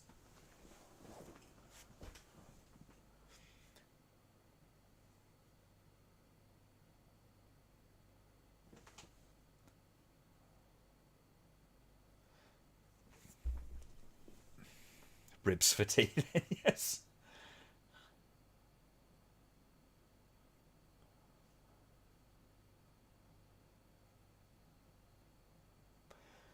Oh, she's gone from meet me later, meet me later table. I'm getting eaten.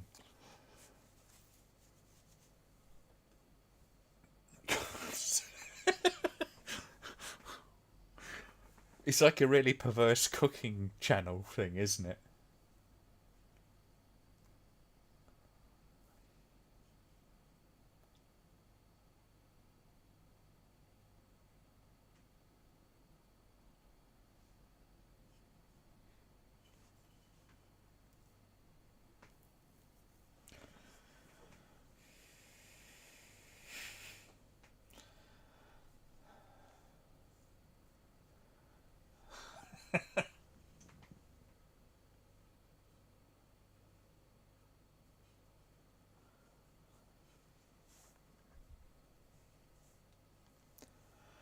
You just added the herbs and spices, yeah. It's where Lord Crumb got his ideas from.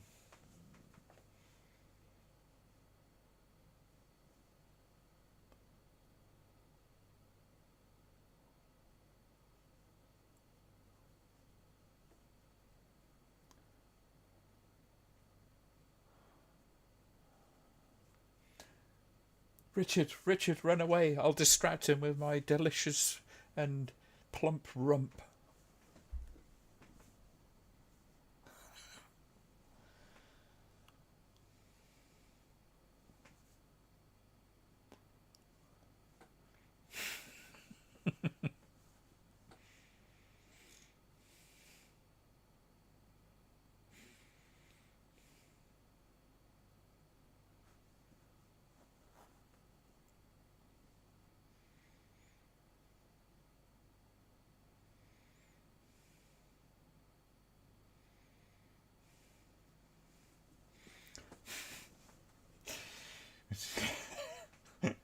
So, when we first met, I was but the first course. Now I am the chef.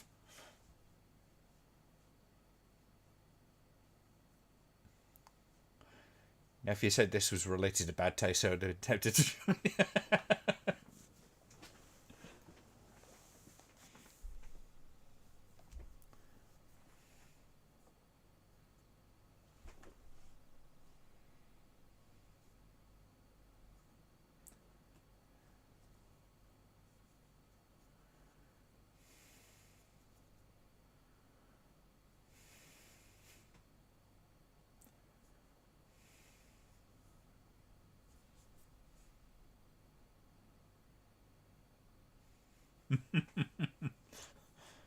Like, do you think you will? Come on.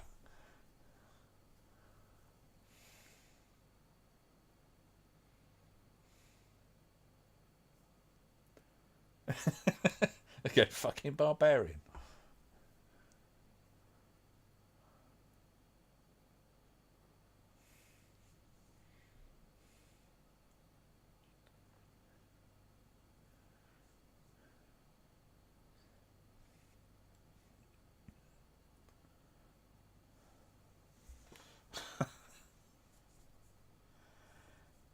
I'd like to know this guy's verdict on human kidney.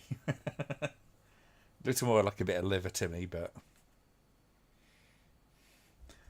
anyone else wish Peter Jackson would do another super low budget? Yes, I really do. That'd be so much fun.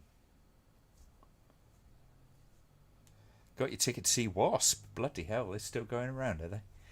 I saw them back in '92.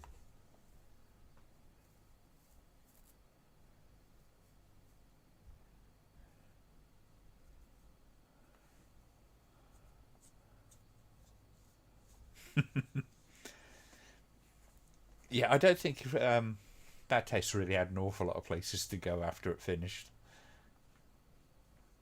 Perfect, ended perfectly as it was. Oh, Derek would look a little bit different these days, wouldn't he, as well?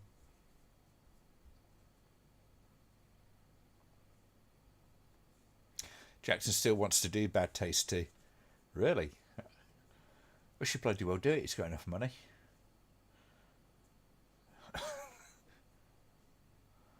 A sequel to Brain Dead. Yeah, Brain Dead doesn't need it. I think Bad Taste, you could get away with doing a sequel to Bad Taste. It sort of left it in a place where you could do it, I guess. Could be Derek on the alien planet. We might actually get to find out whether Derek's do run.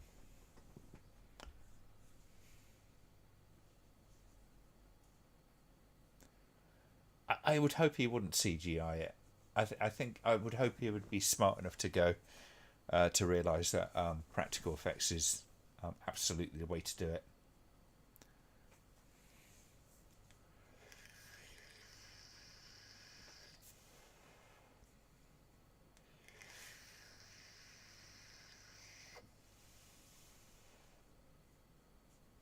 The first one took him years to do.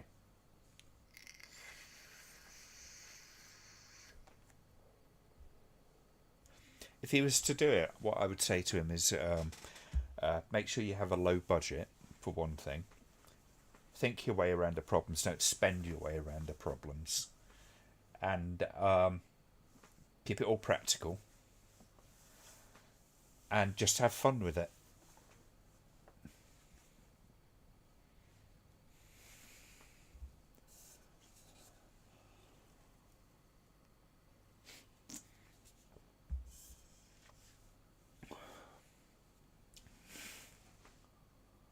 Nah.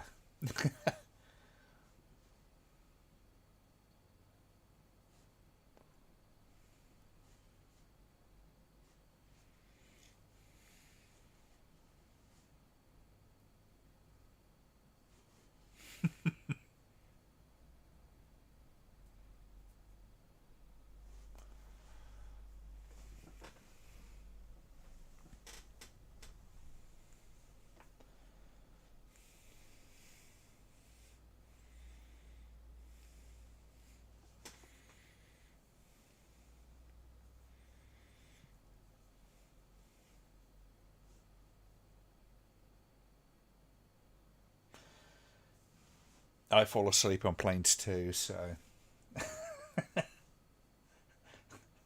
it's true, honest, it's true.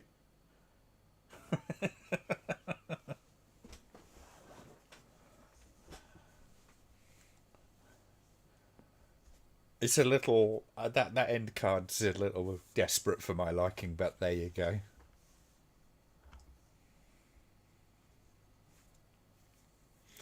He returned to the United States, after which he got arrested for trying to eat people.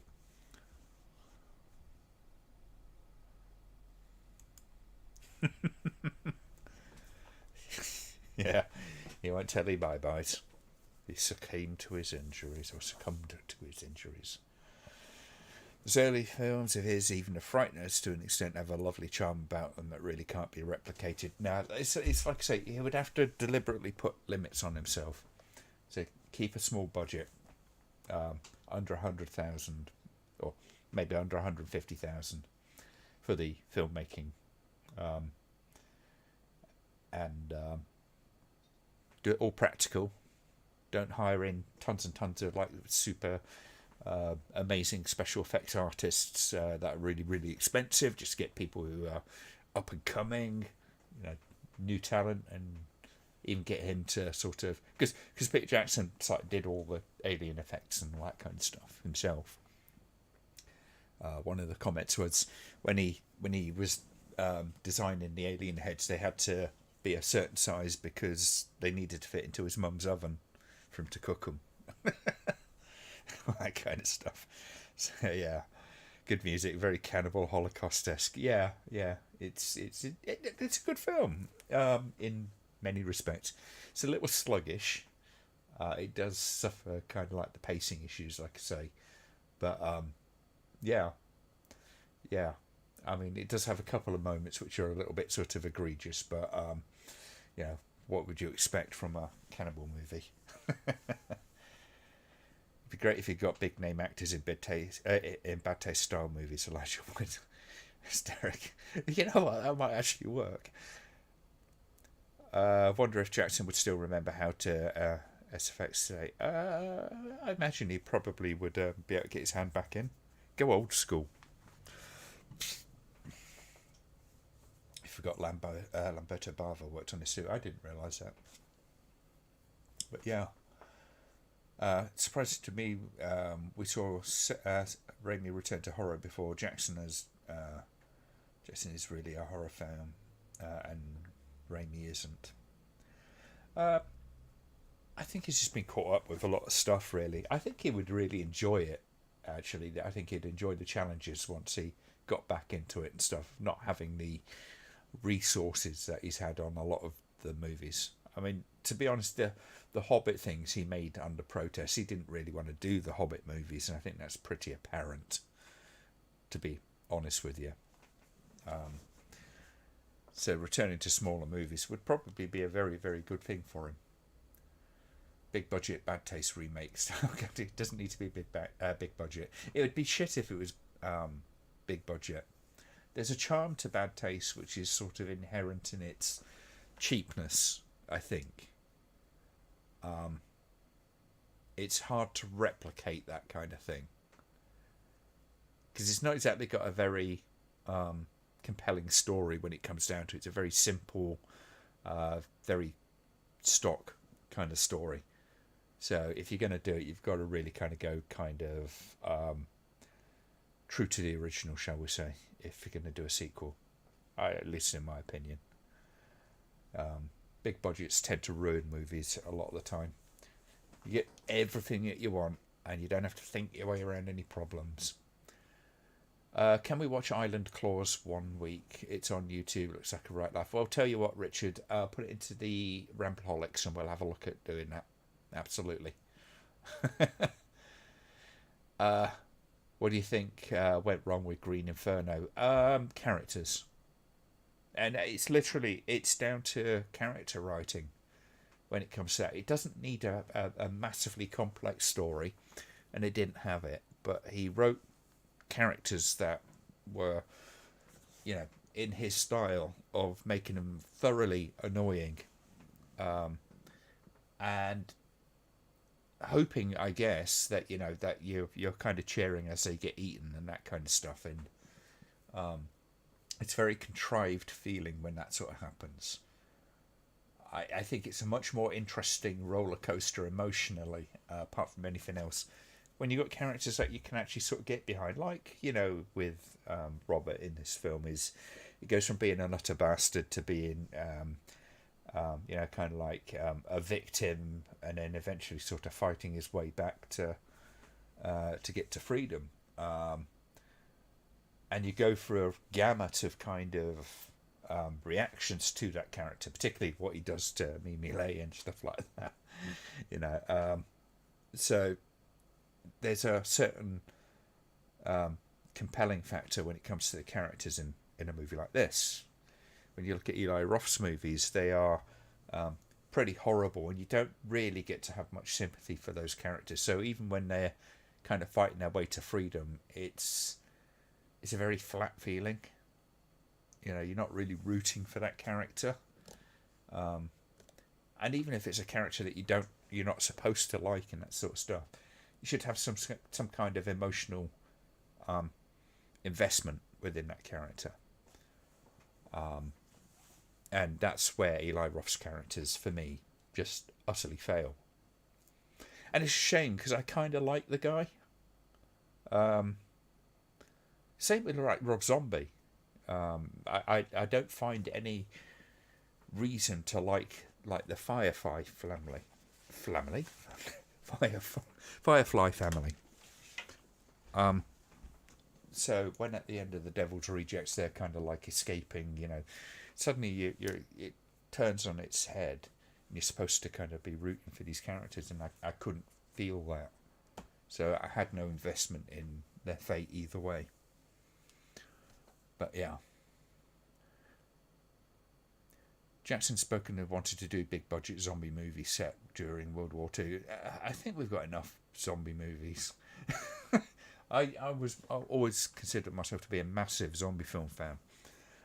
And I still am to an extent, but the ones that are out now, it's the same shit, different package. So I just don't find anything to be excited about that. You'd have to find something very, very innovative for it to kind of make me want to watch it. Byron says, I like Devil's Reject. I don't really think much of the film myself. I mean, if you like it, like I say, it's great if you enjoy it. For me, I thought it was a very disappointing movie.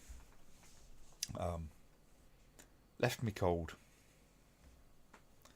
Which is, that's the worst thing. If you kind of watch it again, whatever. But you don't like the Fireflies. Yeah, and he has a problem, I think, sometimes. Kind of right. It is characters again with Rob Zombie. A lot of it's to do with characters. He doesn't seem to be able to write characters that are likable or that you would root for. So, if everybody's, kind of expected to die in this film, then why do you care? Zombie films are to a penny nowadays. Yeah, they kind of are. I think people don't really have much of a point when it comes to it.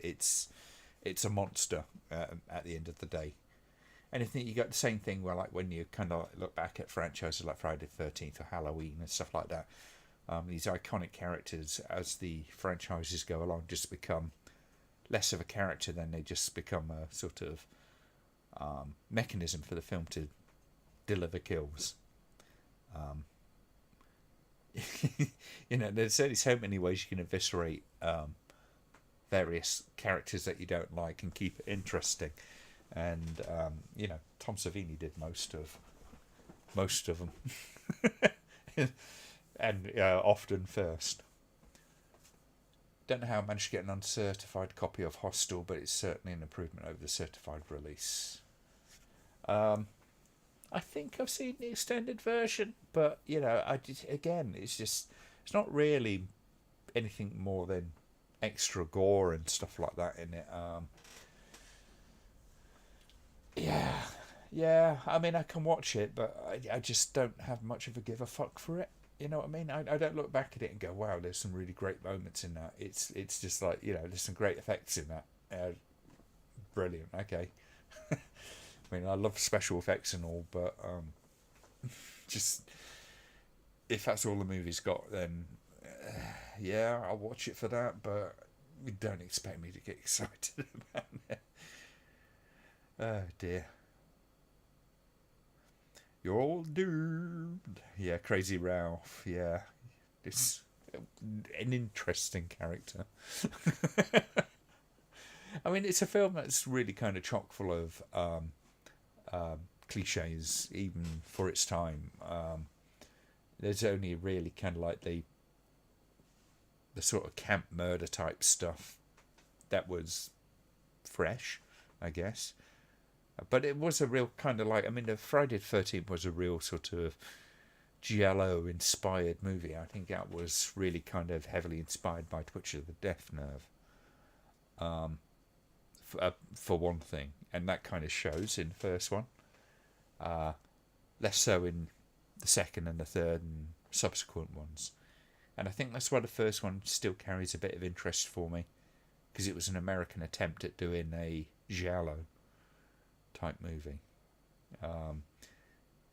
and reasonably successfully. Wonder what I'll watch after Patriot Games or some or super low budget spaghetti western. It's entirely up to you.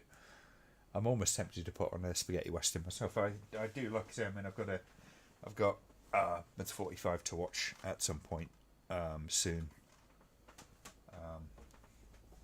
So I've got plenty of films I've got to watch. Like I say, what's the other one now?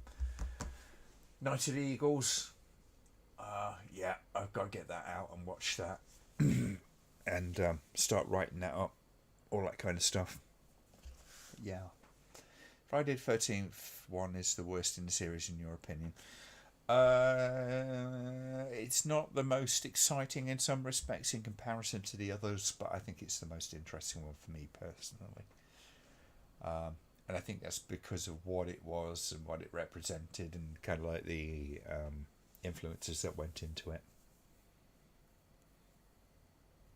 Friday the 13th is your least favourite horror franchise. I can take it or leave it, generally speaking, and that's usually a heresy to say with what kind of community that I do this sort of stuff for. But yeah, our spaghetti westerns better than noodle musicals. I can see how people watching the first one might be a bit cold watching it by its slow film for sure, but I liked it. And it was a slow film, but I mean, for its time, it was kind of something quite different for the American public, to say the least. For me, it was a very inferior copy-paste of Halloween with giallo elements. It was what it was. I won't stand here and say it's like a great example of filmmaking, but it has things that I think kind of give it some justice for its standing. Just the sequels. They were what they were. Anyway, we shall call it an evening there. I shall say good night. Thank you for joining. Put their suggestions into the Ramblaholics and we'll have a look. I think it will probably be the week after next we'll do another one. I'm going to try to keep it to at least a 2-week schedule going ahead, and that should actually kind of fall fairly well with all the other stuff that's going on in life and work and all that kind of stuff. But I shall say good night there, and have a lovely weekend. Enjoy yourselves, look after yourselves, and we shall all gather for, I don't know what next. We'll figure it out one way or another. I usually choose in the morning. It's been emotional. Yes, it has. Night, guys. Take care.